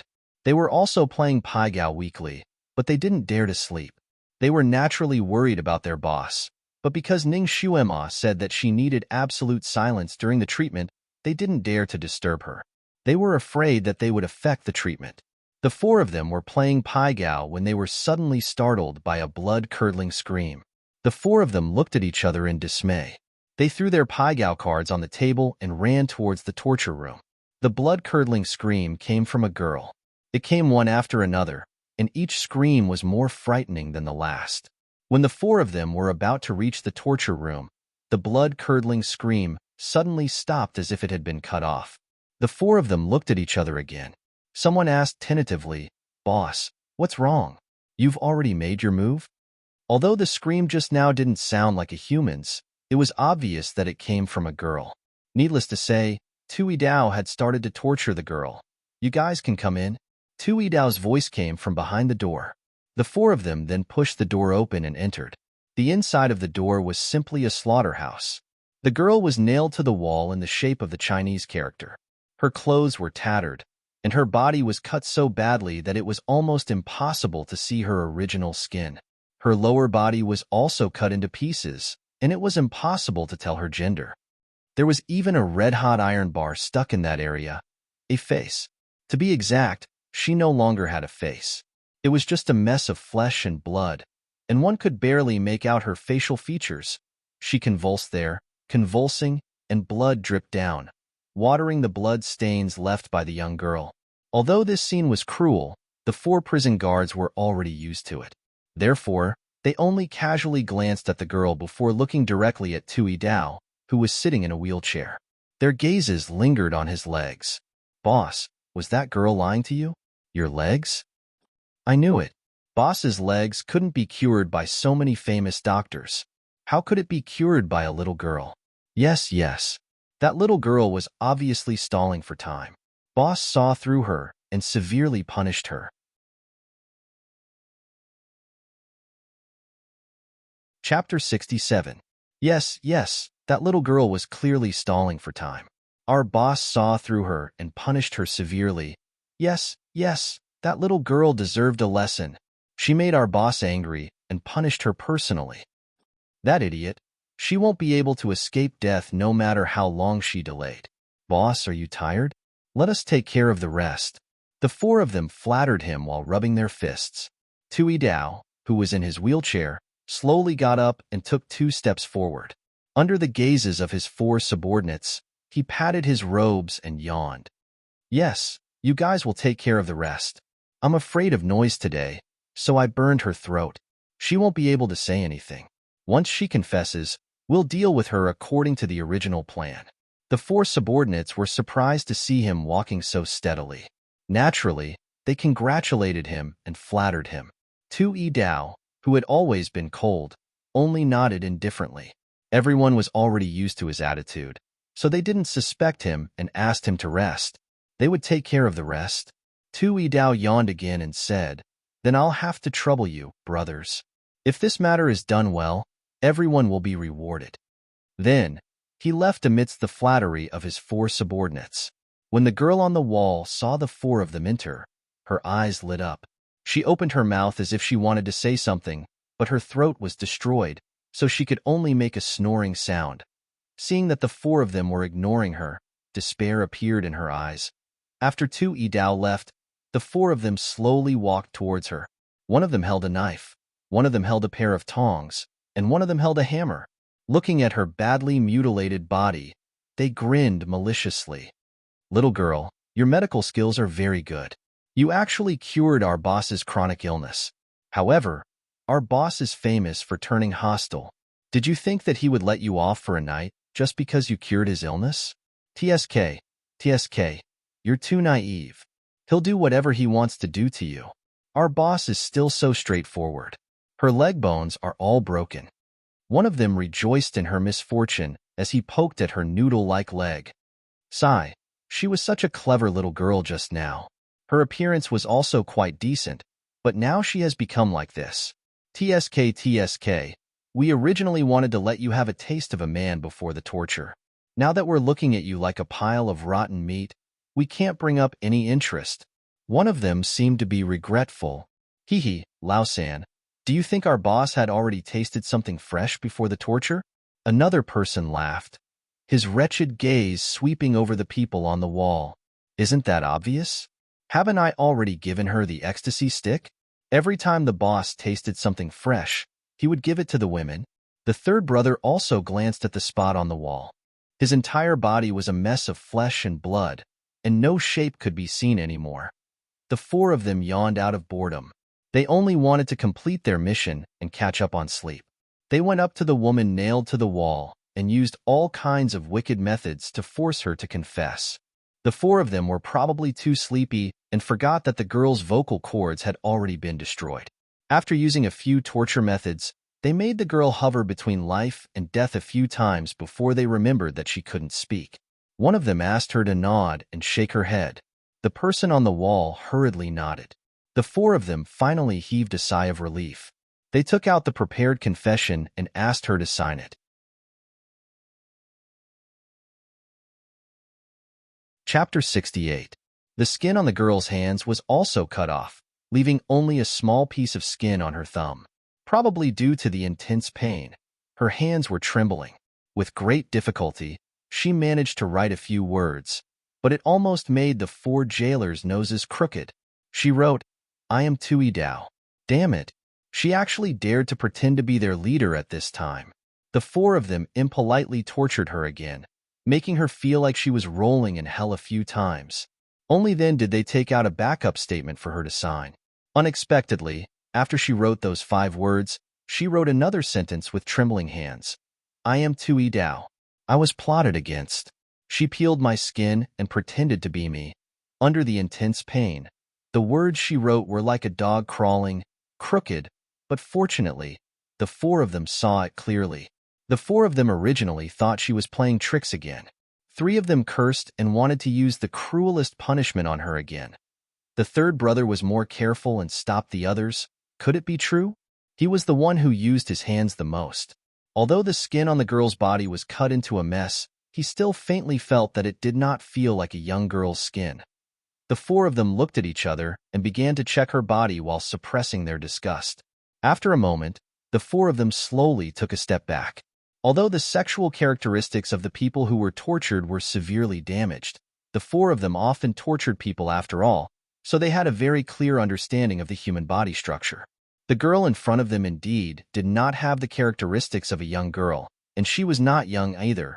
Could it be that she was really swapped? The one they were torturing was their leader, Tui Dao. For pairs of eyes looked at the girl. The girl's eyes showed a glimmer of hope. Ignoring the pain, she desperately gestured to the four of them. This was a common gesture between them. Outsiders would not know. Because her body was nailed, the range of movement of her arms was very small. So her gestures were also very slow and difficult, but it was not bad at all. The third brother blurted out, "God, she really is our leader." He jumped over and wanted to untie the girl. The leader of the four reached out and stopped him. He gloomily looked at the girl and suddenly sneered. "You still want to pretend to be our leader? You must be tired of living. Second brother, fourth brother, prepare the torture tools. It seems like she won't confess if we don't do something to her." They absolutely could not recognize Tui Dao. Tui Dao had a cold and gloomy personality. He was a petty person who would seek revenge for the smallest grievance. Just now, they had unknowingly used a lot of punishment on him. With his character, he would definitely hold a grudge in his heart. If he survived, the four of them would definitely suffer his cruel revenge. The only thing he could do now was to make the best of it. The other 3 also understood. They looked at each other and also chose to go with the flow. Tui Dao was in complete despair. He was the one who came up with all the punishments here. He never thought that he would have to taste them one by one today. Naturally, he knew about scraping, and it was precisely because he knew about it that he felt even more despair. He couldn't bear the punishment. Moreover, these 4 people would not let him get away with it. They had already made up their minds to make the best of it. If he wanted to suffer less, he could only confess according to what they said. Chapter 69. Tui Dao's hands were nimble, and he imitated a good handwriting. He was usually proud of it, but now it had become his death sentence.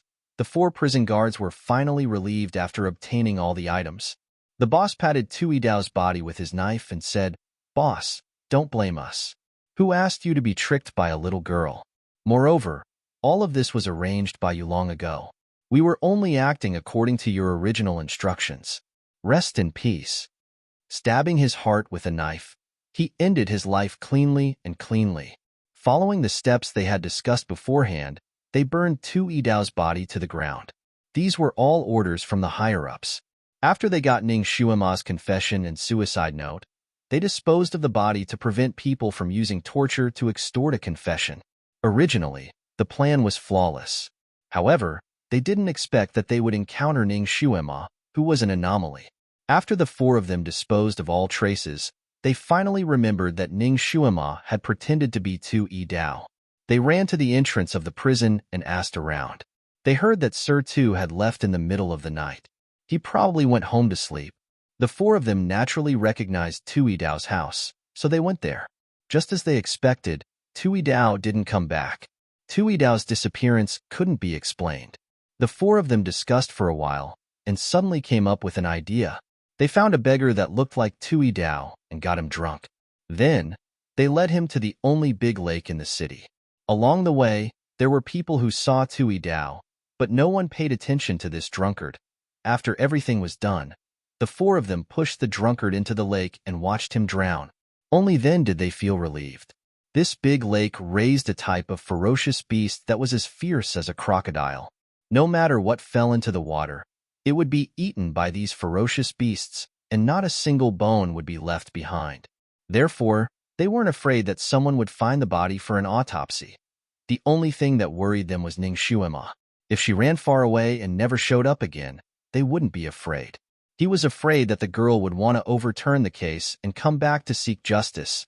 This was destined to be a sleepless night.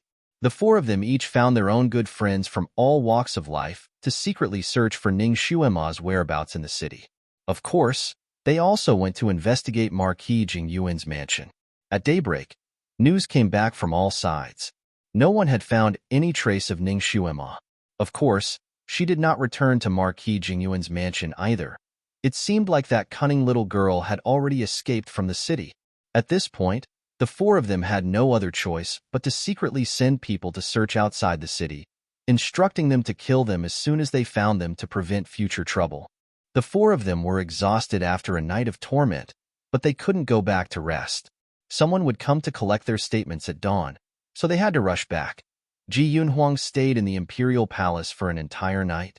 He stayed by the bedside of the current emperor, Lu Hin-ti, and did not leave for even a moment. Only when the sun rose did Lu Hin-ti allow him to return.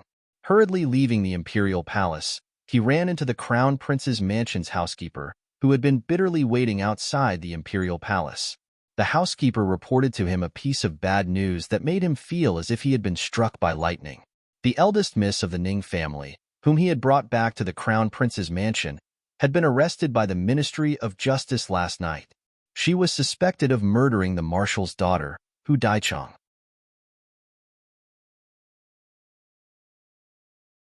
Chapter 70. Without another word, Ji Yunhuang rushed to the Ministry of Justice and barged into the main hall of the Ministry of Justice. He found Lord Lu, who had personally led the troops to the Crown Prince's residence.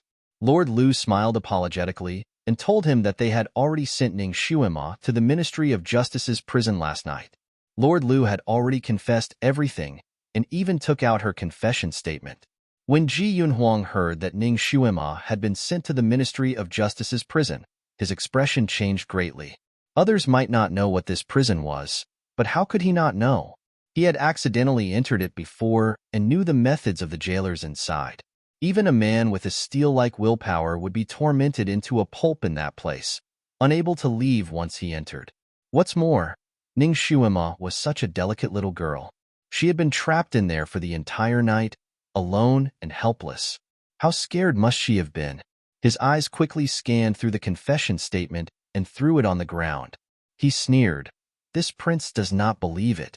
This prince saw everything that happened in the tea house yesterday. She didn't do anything to Hu Daichang. They only had a small argument, and she didn't do anything to Hu Daichang. Instead, It was Hu Daichang who hit and slashed her. If not for her nimble body, she would have suffered a great loss. Lord Lu smiled apologetically. Perhaps she held a grudge against Hu Daichang and entered the marshal's residence to poison Miss Hu. A bunch of nonsense. Ji Yunhuang's expression became colder. She was injured in the tea house, and it was this prince who brought her back to the crown prince's residence. Where did she find the time to poison Hu Daichang? Perhaps she secretly went out to kill someone when the crown prince was not in the residence. This is even more nonsense. Let me ask you, when did Hu Daichang die? Around 7:15? That's even more wrong. This prince left the crown prince's residence at 7:15. Before that, she was always with this prince. How could she go out to kill someone? Lord Lu was rendered speechless by his rebuttal. Perhaps she sent someone in secret. Who knows? She did admit to her crime. Once she entered, even if she was a man, she would have admitted to it. Where is she now? The crown prince, who had always been calm and collected, could no longer remain calm. He grabbed Lord Lu's collar and lifted him up. His murderous intent was too strong. Lord Lu could not help but tremble. This morning, she committed suicide in the Ministry of Justice's prison. Dead? Bang! Lord Lu fell to the ground with a loud thud. Ji Yunhuang's figure flashed and disappeared out of the Ministry of Justice's residence. Lord Lu's bones hurt so badly that he could not get up. He was so shocked that his face turned ashen, and he was unable to regain his senses for a long time. After being an official for so many years, this was the first time he had seen the Crown Prince so angry. His Highness the Crown Prince did not value the little girl. Inside the torture chamber of the Ministry of Justice, although the Crown Prince of Hell, the Crown Princesses of the Imperial residence was of Jesus, pungent, the smell. After Ji Yunhuang circled around the torture chamber, his heart sank to the bottom of the valley. The instruments of torture were stained with blood. Between the gaps, he found the remnants of Ning Xuema's tattered clothes. Those tattered clothes were soaked with blood, showing what kind of torture the owner of those clothes had gone through last night. The 4 prison guards who were in charge of the punishment trembled as they knelt there. They watched as the Crown Prince looked around the torture chamber. Every step he took was like stepping on their hearts. They did not expect that the Crown Prince would personally come and carefully inspect.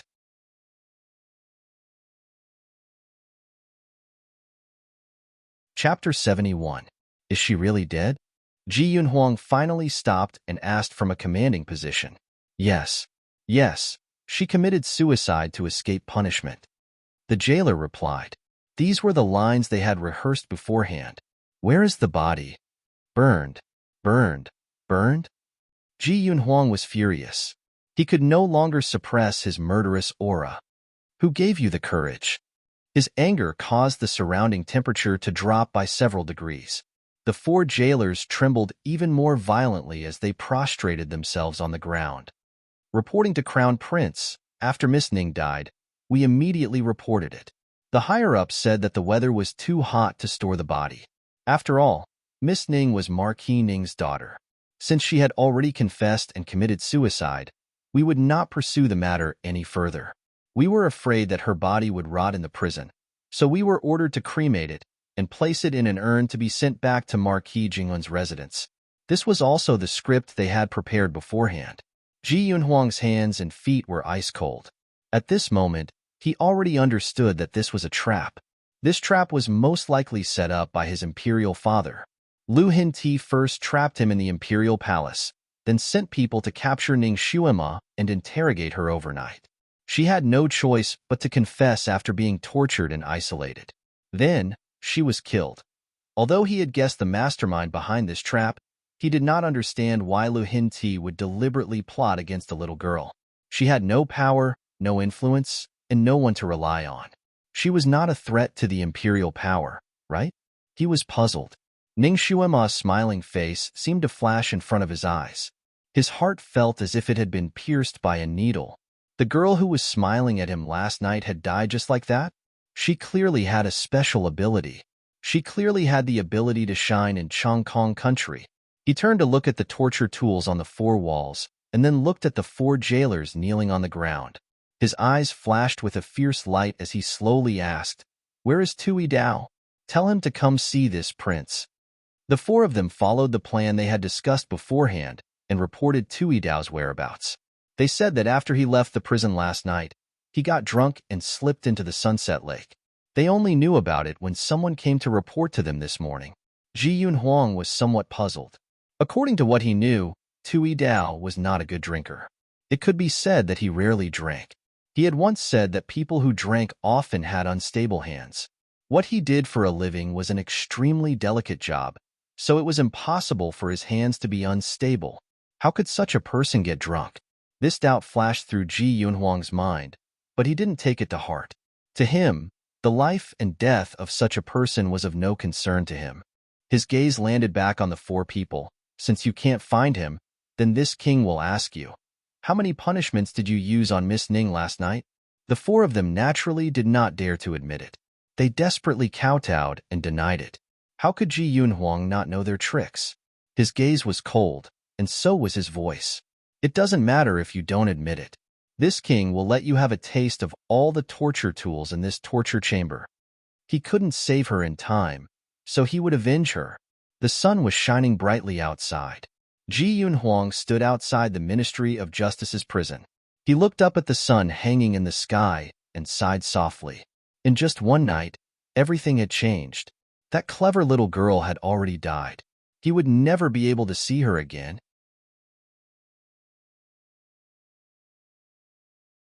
Chapter 72. Your Highness, shall we return to the residence? His personal bodyguard bowed and invited him to enter the carriage.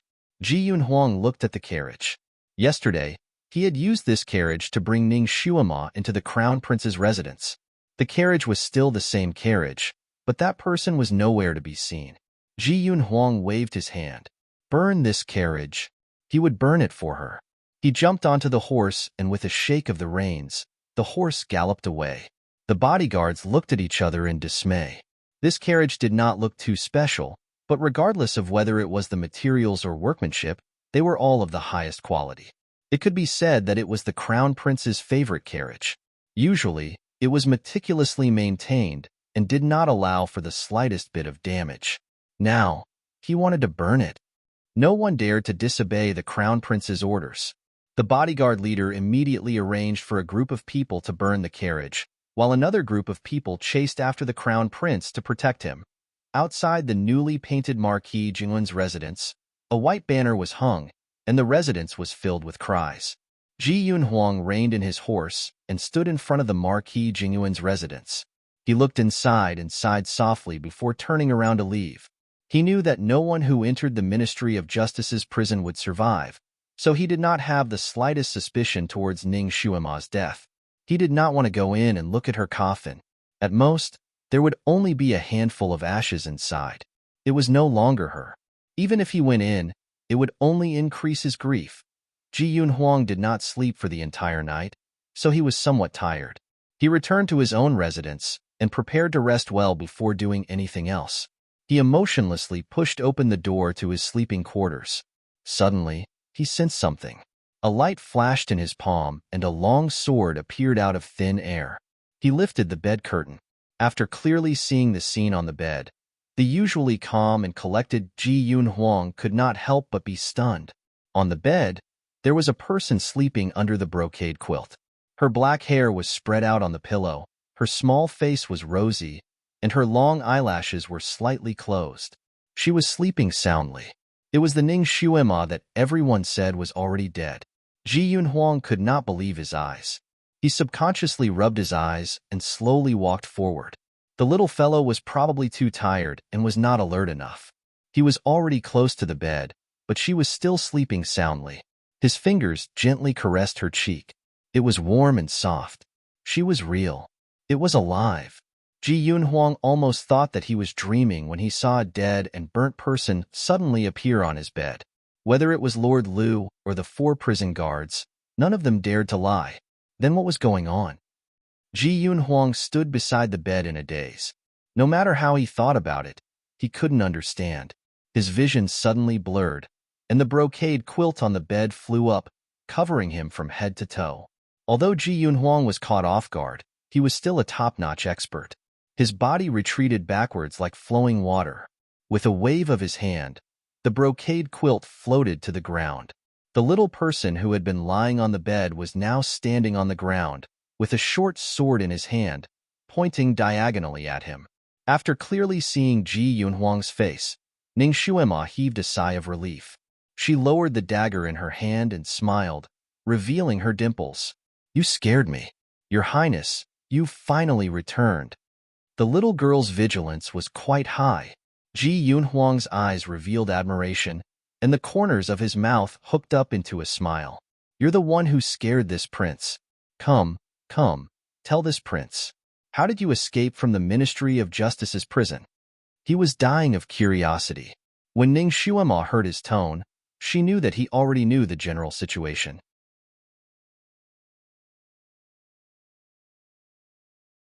Chapter 73. When Ning Xuema heard his tone, she knew that he already knew the gist of the matter.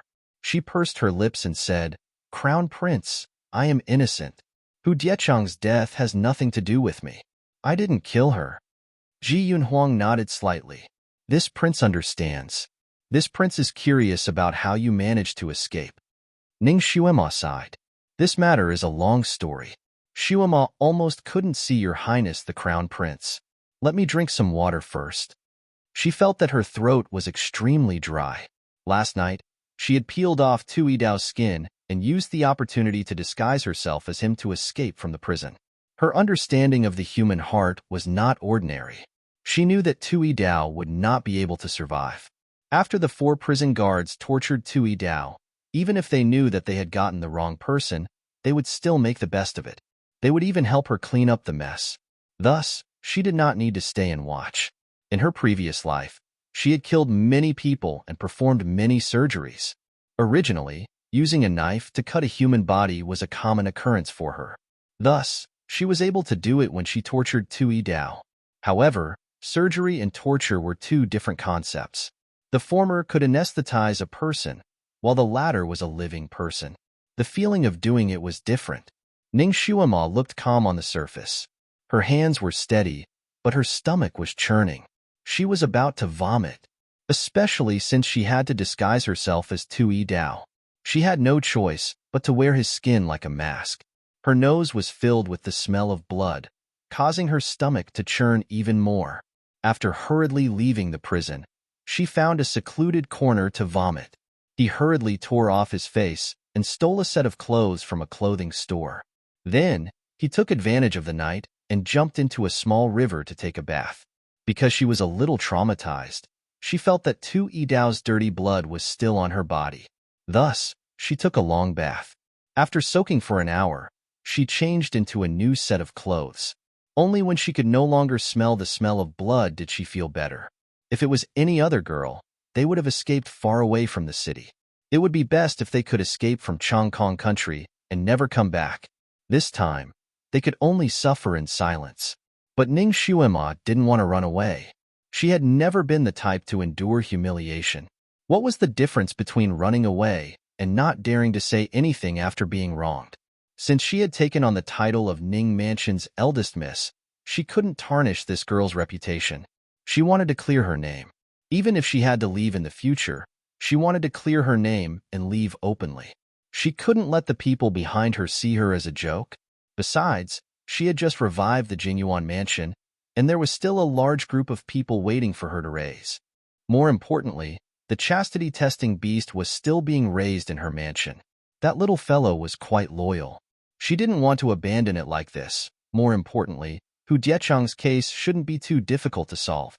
As long as she could escape for the night, she would be able to rely on Ji Yunhuang's influence to make a comeback.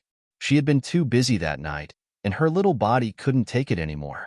She urgently needed to sleep somewhere to replenish her strength. Where was the safest place? Where was her safe haven? Of course, it was the Crown Prince's palace.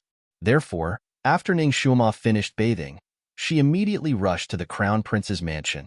Along the way, she happened to see the 4 jailers throwing a fake Tu Yidao into the lake. She hid in a dark place. After the 4 jailers left, she threw Tu Yidao's clothes and human skin, one by one, into the lake.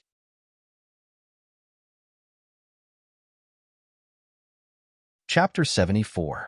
Because Ji Yun Huang wasn't in the residence and Lord Liu had brazenly taken her away from the Crown Prince's residence, the people in the residence were very busy and their defenses were much more lax than usual.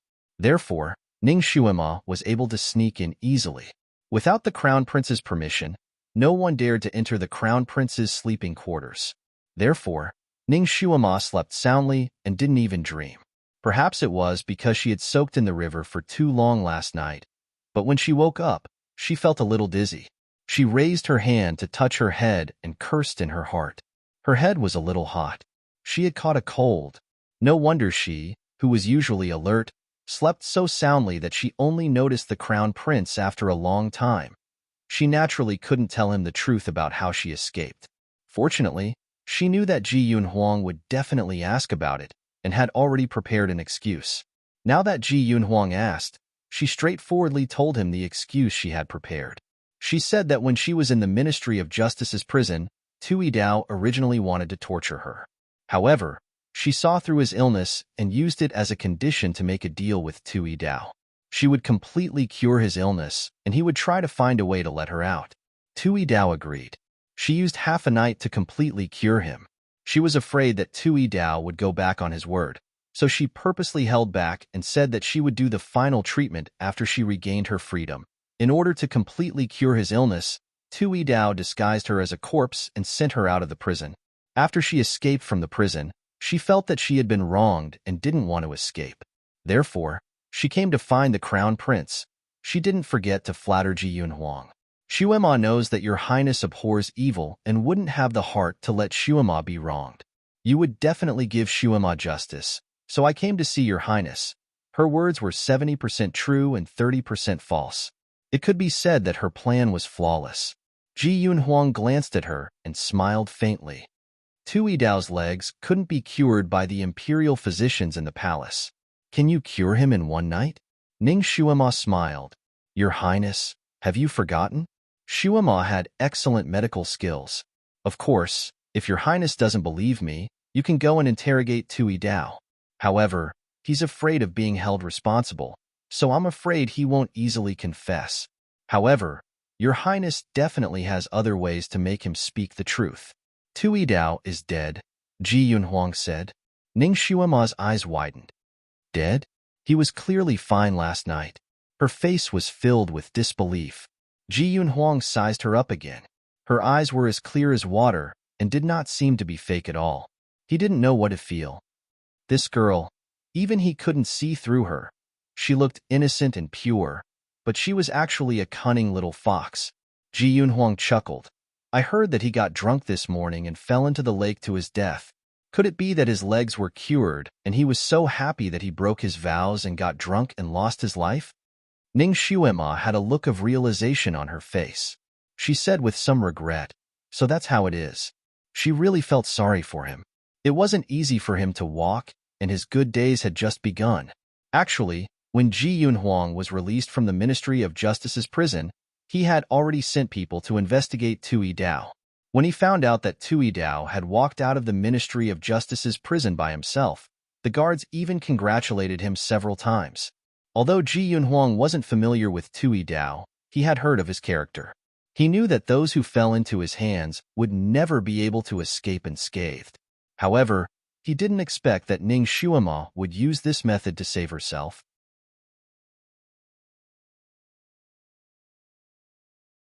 Chapter 75. Tui Dao's legs had been injured for a long time. Now that there was hope in front of him, it was not surprising that he would be tempted. However, he did not expect that he would have the guts to let her go like this. He thought of something and asked Ning Xuema, "Did you confess in the Ministry of Justice's prison?" Ning Xuema shook her head. "I didn't kill anyone. So of course I didn't." Ji Yun Huang thought of the confession in Lord Liu's hands and his heart skipped a beat. "Xuema, write a few words for me to see." Since Ning Xuema was a secret agent in her previous life, she naturally had the ability to imitate all kinds of handwriting.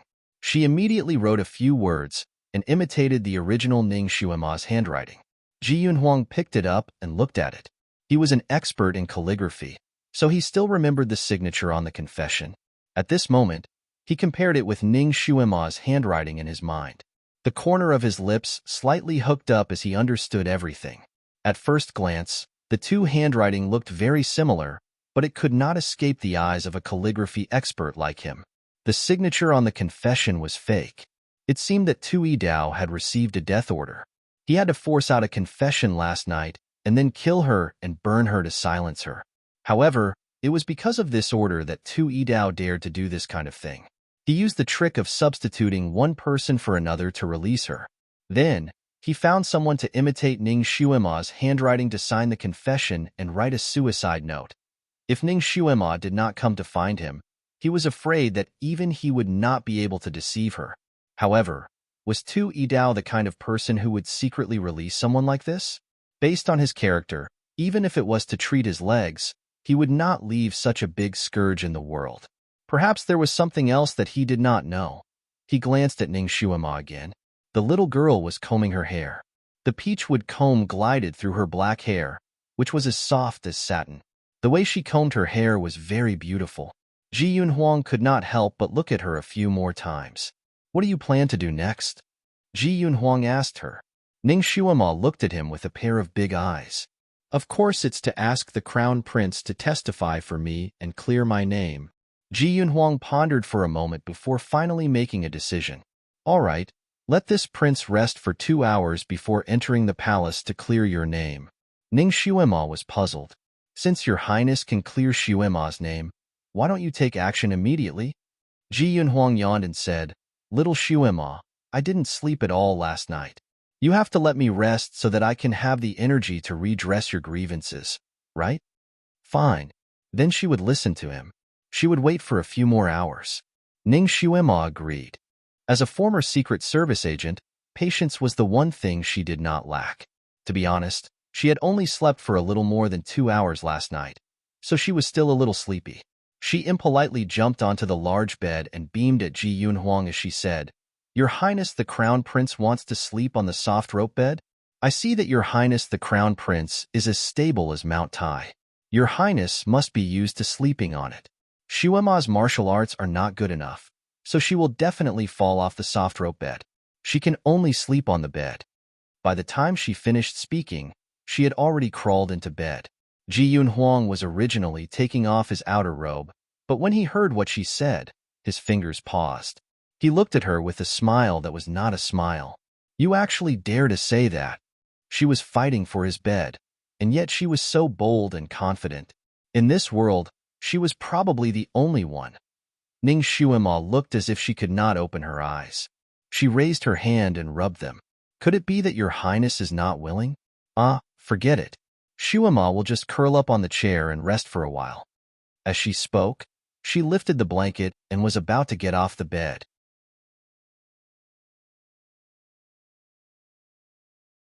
Chapter 76. Ji Yunhuang raised his hand to stop her from lifting the quilt. All right, you can rest here. Don't let others think that I'm bullying a child. He probably felt that her hand was a little warm and slightly frowned. Do you have a fever? Ning Xuema calmly withdrew her hand. This small body is a little weak. I caught a cold last night. Her voice was slightly nasal. She was born with watery eyes. Coupled with a small cold, her face was red and she looked particularly pitiful. Ji Yunhuang's heart was moved. Without saying anything, he pulled her up and sat her up. Let me treat you. Because the people of Chongkong continent generally had psychokinesis, they rarely caught a cold. However, once they caught a cold, it was not easy to recover. It must be treated at the beginning of the cold to recover quickly.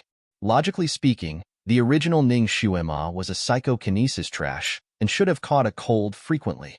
However, perhaps because she was poor and often suffered from wind and frost, it was easy to feed the children of the poor. Although she was thin and sallow from hunger, she had never caught a cold before. Who knew what would happen if this small body caught a cold? When she felt uncomfortable, she had already used acupuncture and massage to treat it. If it was in her era, this method would have cured her immediately. Therefore, after the massage, she went to bed. She did not expect that after sleeping, not only did she not show any signs of getting better, her cold seemed to have worsened. Her head was a little dizzy and her nose was a little stuffy. She originally did not care about this cold, But now that she saw Ji Yunhuang's serious expression, her heart was moved. She still had a lot of things to do and did not have time to recuperate. She wanted to see how this era treated colds and learn a thing or two. Therefore, she did not refuse and said, "Thank you, Your Highness." She sat there and watched his movements. Ji Yunhuang sat across from her. He pulled her hand over and placed it against hers. The psychokinesis in his palm flowed into her body like water. This method was a bit like the healing scene in martial arts dramas. Ning Xuema only felt a warm and ethereal force enter her body from her palm and flow through her meridians. Wherever it passed, it felt cool and refreshing. Her somewhat congested blood vessels seemed to show signs of being unblocked. She felt her body heating up, and beads of sweat appeared on the tip of her nose. Her originally clogged nose also began to breathe. Psychokinesis was indeed the best way to treat colds. His psychokinesis went one round inside her body, and it was as if he had taken a special antipyretic. The effect was immediate. The psychokinesis in this world was truly amazing. If she had psychokinesis, coupled with her medical skills, she would be even more outstanding. She was slightly distracted. When Ji Yunhuang's psychokinesis flowed through her meridians and reached her dantian, that lively and flowing psychokinesis suddenly disappeared without a trace. Retracting it just like that? Ning Xuema opened her eyes. Just as she was about to urge him to help her to the end and use his psychokinesis to scan all the blood vessels in her body, she did not expect that Ji Yunhuang would look at her in astonishment. His expression was a little strange. "What's wrong? That's it?" Ning Xuema stretched her arms and legs. She was half relaxed and half sore. Ji Yunhuang sized her up. "You didn't take the opportunity to absorb this king's psychokinesis?" Ning Xuema was really puzzled this time. "Absorb your psychokinesis? How could that be? You were treating my illness. Why would I absorb your psychokinesis?" Ji Yunhuang also seemed to have understood something. "You shouldn't be absorbing this king's psychokinesis on purpose."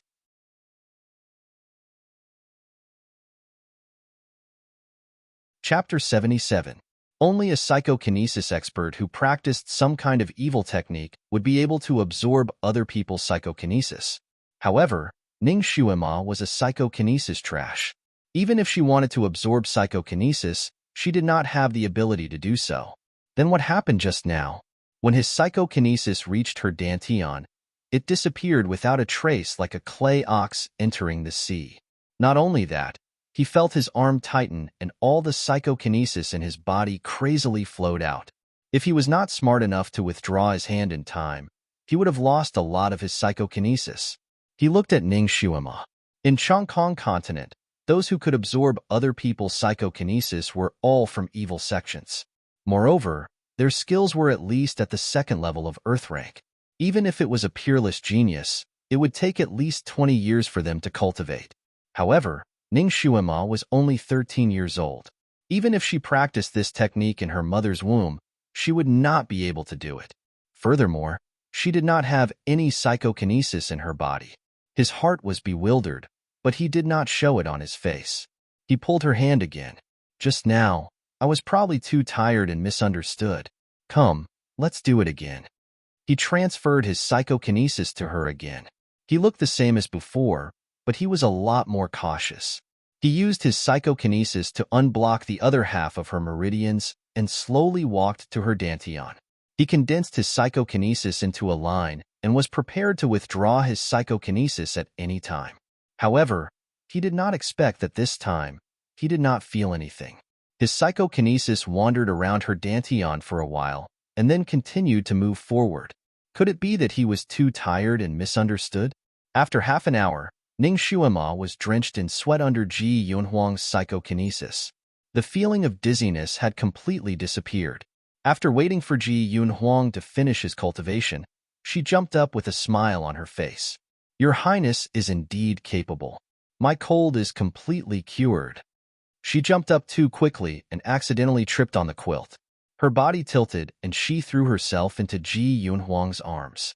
Ji Yunhuang subconsciously opened his arms, not forgetting to tease her, "She's throwing herself at me," before she could finish her sentence. Just as she was about to fall into his arms, Ning Xuema's palm suddenly slapped forward, right on his chest. She used the momentum of this slap to twist her body, regaining her footing at an unexpected angle. He could even smell the faint fragrance of sweat on her body, but he hugged nothing but air. Instead, he received a palm strike on his chest. If it wasn't for his high level of martial arts, her palm strike would have knocked him down. His body swayed slightly. He looked at Ning Xuema with a deep gaze. What kind of lightness skill did this little girl practice? Despite his vast knowledge and experience, he had never seen such a sight before. After Ning Xuema steadied herself, she heaved a sigh of relief. However, when she suddenly received Ji Yunhuang's gaze, her heart skipped a beat. She was a special agent, so she had an instinctive aversion to anyone who approached her. That slap just now was purely an instinctive reaction, and her body acted before her brain. After finishing the action, she realized that she had gone overboard with her actions. She coughed and smiled. Xuema lost her footing and almost fell onto Your Highness the Crown Prince. I'm sorry for my rudeness. Please forgive me, Your Highness. Ji Yunhuang was speechless. Her slap was not rudeness? What kind of logic was that? This little girl's reaction speed was not ordinary. Moreover, she was subconsciously on guard against him.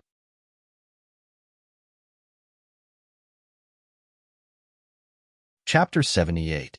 Ning Xuema felt somewhat apologetic towards him. If her slap had landed on a normal person, that person would have been sent flying. I'm sorry, Your Highness. It was Xuema who was rude. I apologize. She sincerely bowed to him. Ji Yunhuang's eyes were deep as he looked at her for a moment before he sighed in disgust. Forget it. I won't lower myself to the same level as you. Just treat it as you owe me a favor. You're sweating all over. Quickly go and wash yourself. Just now, Ning Xuema's entire body was drenched in sweat, soaking her gauze dress. Now that it was stuck to her body, it was sticky and uncomfortable. This crown prince was indeed misophobic. Just a moment ago he was affectionate, but now his face was full of disgust. However, his expression made Ning Xuema inwardly sigh in relief. This crown prince's expression was a little strange, giving her the illusion that he liked her. Now it seemed that she was just being paranoid. Although her mental age was already over 20 years old, her body was still only 13 years old.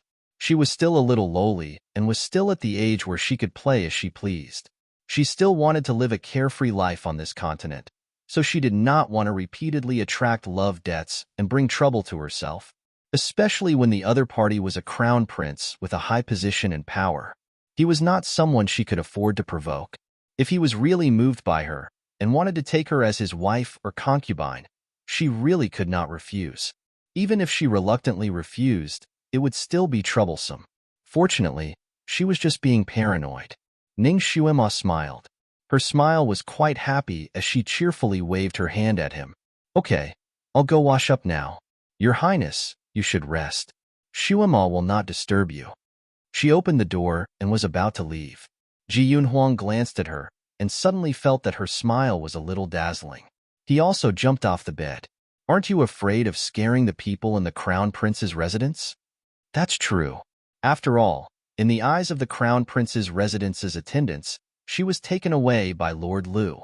If she suddenly came out from the Crown Prince's palace, it would probably scare them. She blinked. Then what should I do? Your Highness, go out and order someone to bring in the bathwater? Ji Yunhuang's voice was indifferent. This is my bedroom, not a bathroom. This crown prince was really fussy. Not only did he not allow her to go out, but he also did not allow her to send in the bathwater. He even forced her to take a bath. What was she going to use to bathe? Dry cleaning? Or was it some kind of immortal cleansing spell? Could he be that godly? Ning Xuema shrugged. Then what does your highness want me to do? Ji Yunhuang opened the door. This prince will take you there. He took the lead and walked out. Ning Xuema. She had no choice but to follow him. She had to trouble the crown prince to personally lead the way for her to take a bath. She really had a lot of face. Ever since Ji Yunhuang's return, the crown prince's residence had returned to normal. The maids and imperial bodyguards were busy with their duties. Ji Yunhuang brought her through the crown prince's residence. Along the way, they met many maids and guards. When these people saw Ji Yunhuang's figure from afar, they immediately knelt down and prostrated themselves on the ground, not daring to raise their heads. Only when the two of them passed by did they dare to stand up. Naturally, some people saw Ning Shuima. Although everyone was surprised, no one dared to talk about it. Of course, no one dared to spread the news out of the crown prince's residence. Back then, the maid who served tea to the sixth prince, Ji Yunhao, was a living example of what would happen to her. After passing through 3 courtyards, 2 corridors, and a pond.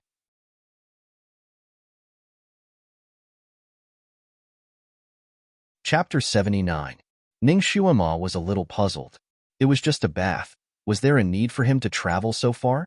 Your Highness, the bathhouse in the Crown Prince's residence was built so far away? She quickened her pace and caught up with Ji Yunhuang. It's not a bathhouse, it's a hot spring.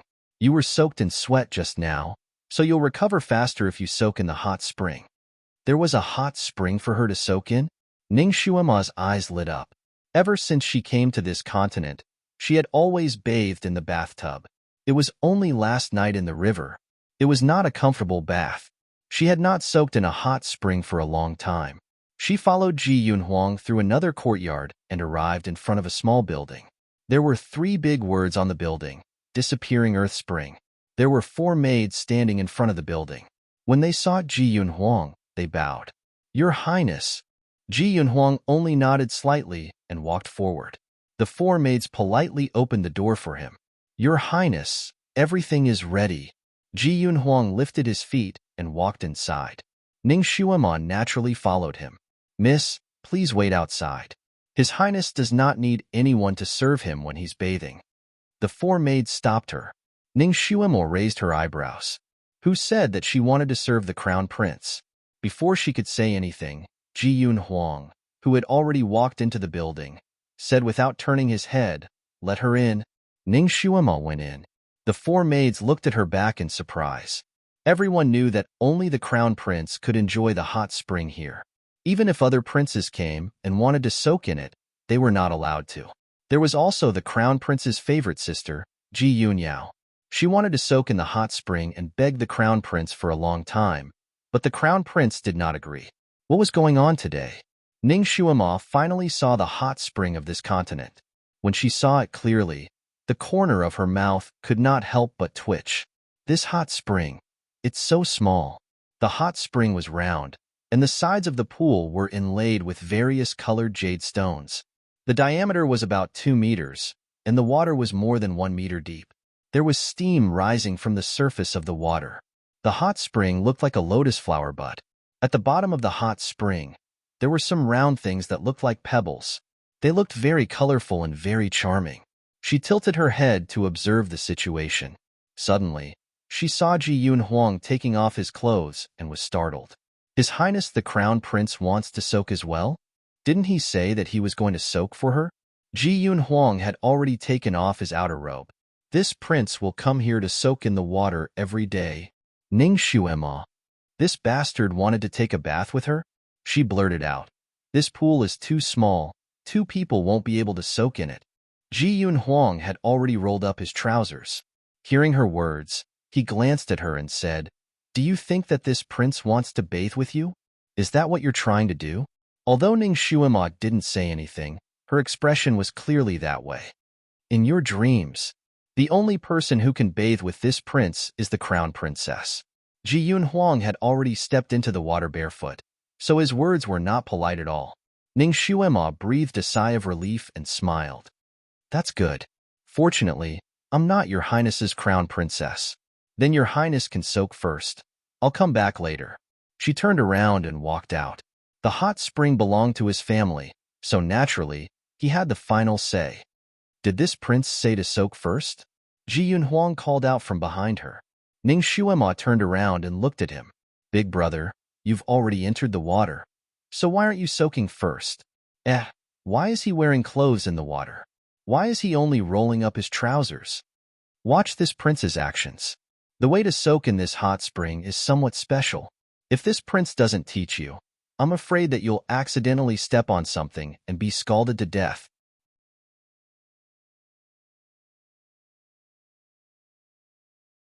Chapter 80. Ji Yunhuang stepped on the pebbles at the bottom of the hot spring, causing bubbles to appear in the water. Some were white, some were colorless, and some were colorful. These pebbles represent different elements and different temperatures. Your body is currently weak, so you can't step on the black pebbles at the bottom of the water, but you can step on half of the green pebbles. Ji Yunhuang began to teach him how to soak in the hot spring. Ning Xuema's forehead was filled with countless black lines. It was just soaking in the hot spring. Why did it feel like soaking in a trap? Wasn't it tiring? You have to step on these stones according to your body's adaptability. You can't be too hasty. Ji Yunhuang taught her by example for a full 2 minutes. Ning Xuema resisted the urge to yawn and nodded. Okay, no problem. She was an expert in traps, so it was not difficult for her to remember these steps. Only then did Ji Yunhuang get out of the water. He glanced at her worriedly. You have to remember what this prince said. Once you feel that something is wrong, immediately get out of the water or call for this prince. This prince will wait for you outside. Ning Xuema had the urge to rub her eyebrows. It was just soaking in the hot spring. So why did this prince make it seem like she was clearing a mind? She agreed very well. So Ji Yunhuang went out. Ning Xuema waited for him to go out and closed the door before she began to undress. She knew that although this prince occasionally teased her, he was actually quite proud and upright. He should not be watching this little lowly bathe in the dark. Hot spring, I'm coming. I haven't soaked in you for a long time. The water splashed everywhere. She was already standing in the hot spring, but when she jumped in, she felt that something was wrong.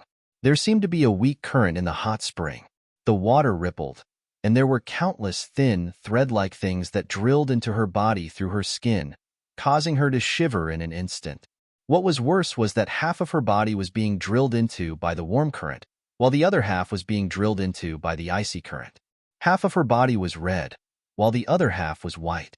This hot spring was too strange. Ning Xuema only felt that the blood in half of her body was boiling, while the blood in the other half of her body was congealing. She hurriedly lowered her head and found that her cold foot was stepping on a black stone. She quickly lifted her cold left foot, only to find that her whole body was burning. He looked down and saw that his right foot had stepped on a fiery red stone. Ji Yunhuang seemed to have said that she could not touch this fiery red stone. She quickly changed her footwork according to Ji Yunhuang's instructions. Once she had completely stabilized herself, she finally felt a lot more comfortable. After soaking for a while, she discovered the great benefits of soaking in this hot spring. The weak electric current in the hot spring seemed to be able to flow through her blood vessels, making her blood flow more smoothly. Not only was the dust on her body washed away, but the trash in her body was also taken away. What was even more amazing was that the temperature of the hot spring varied from time to time. As long as she stepped on the right stone, the hot spring water would automatically adjust according to her body's adaptability. Moreover, due to the stimulation of the water temperature and the weak electric current, the breath in her body would automatically adjust and flow more smoothly. While Ning Xuema was recuperating her body's functions, she was also practicing the internal strength from her previous life. She didn't care about psychokinesis, but she must have internal strength. This way, her body would be more agile, and she would have more ability to protect herself. She had her own set of internal strength training methods, and this small body was also very capable. It was a good seedling for cultivating internal strength. In just a short period of 10 days, her internal strength had already reached 20% of her previous life's level. She estimated that in less than a year, she would be able to recover her previous strength. Even if she couldn't walk unhindered in this continent, she would have no problem protecting herself. You're tuning in to the Romance Rendezvous YouTube channel. We're so grateful for your support, and don't forget to subscribe to join us on this incredible journey through captivating stories. Your generosity through donations truly makes a world of difference, as it's the primary source of revenue that allows me to expand and enhance this channel for you. Thank you from the bottom of my heart for being a part of this adventure.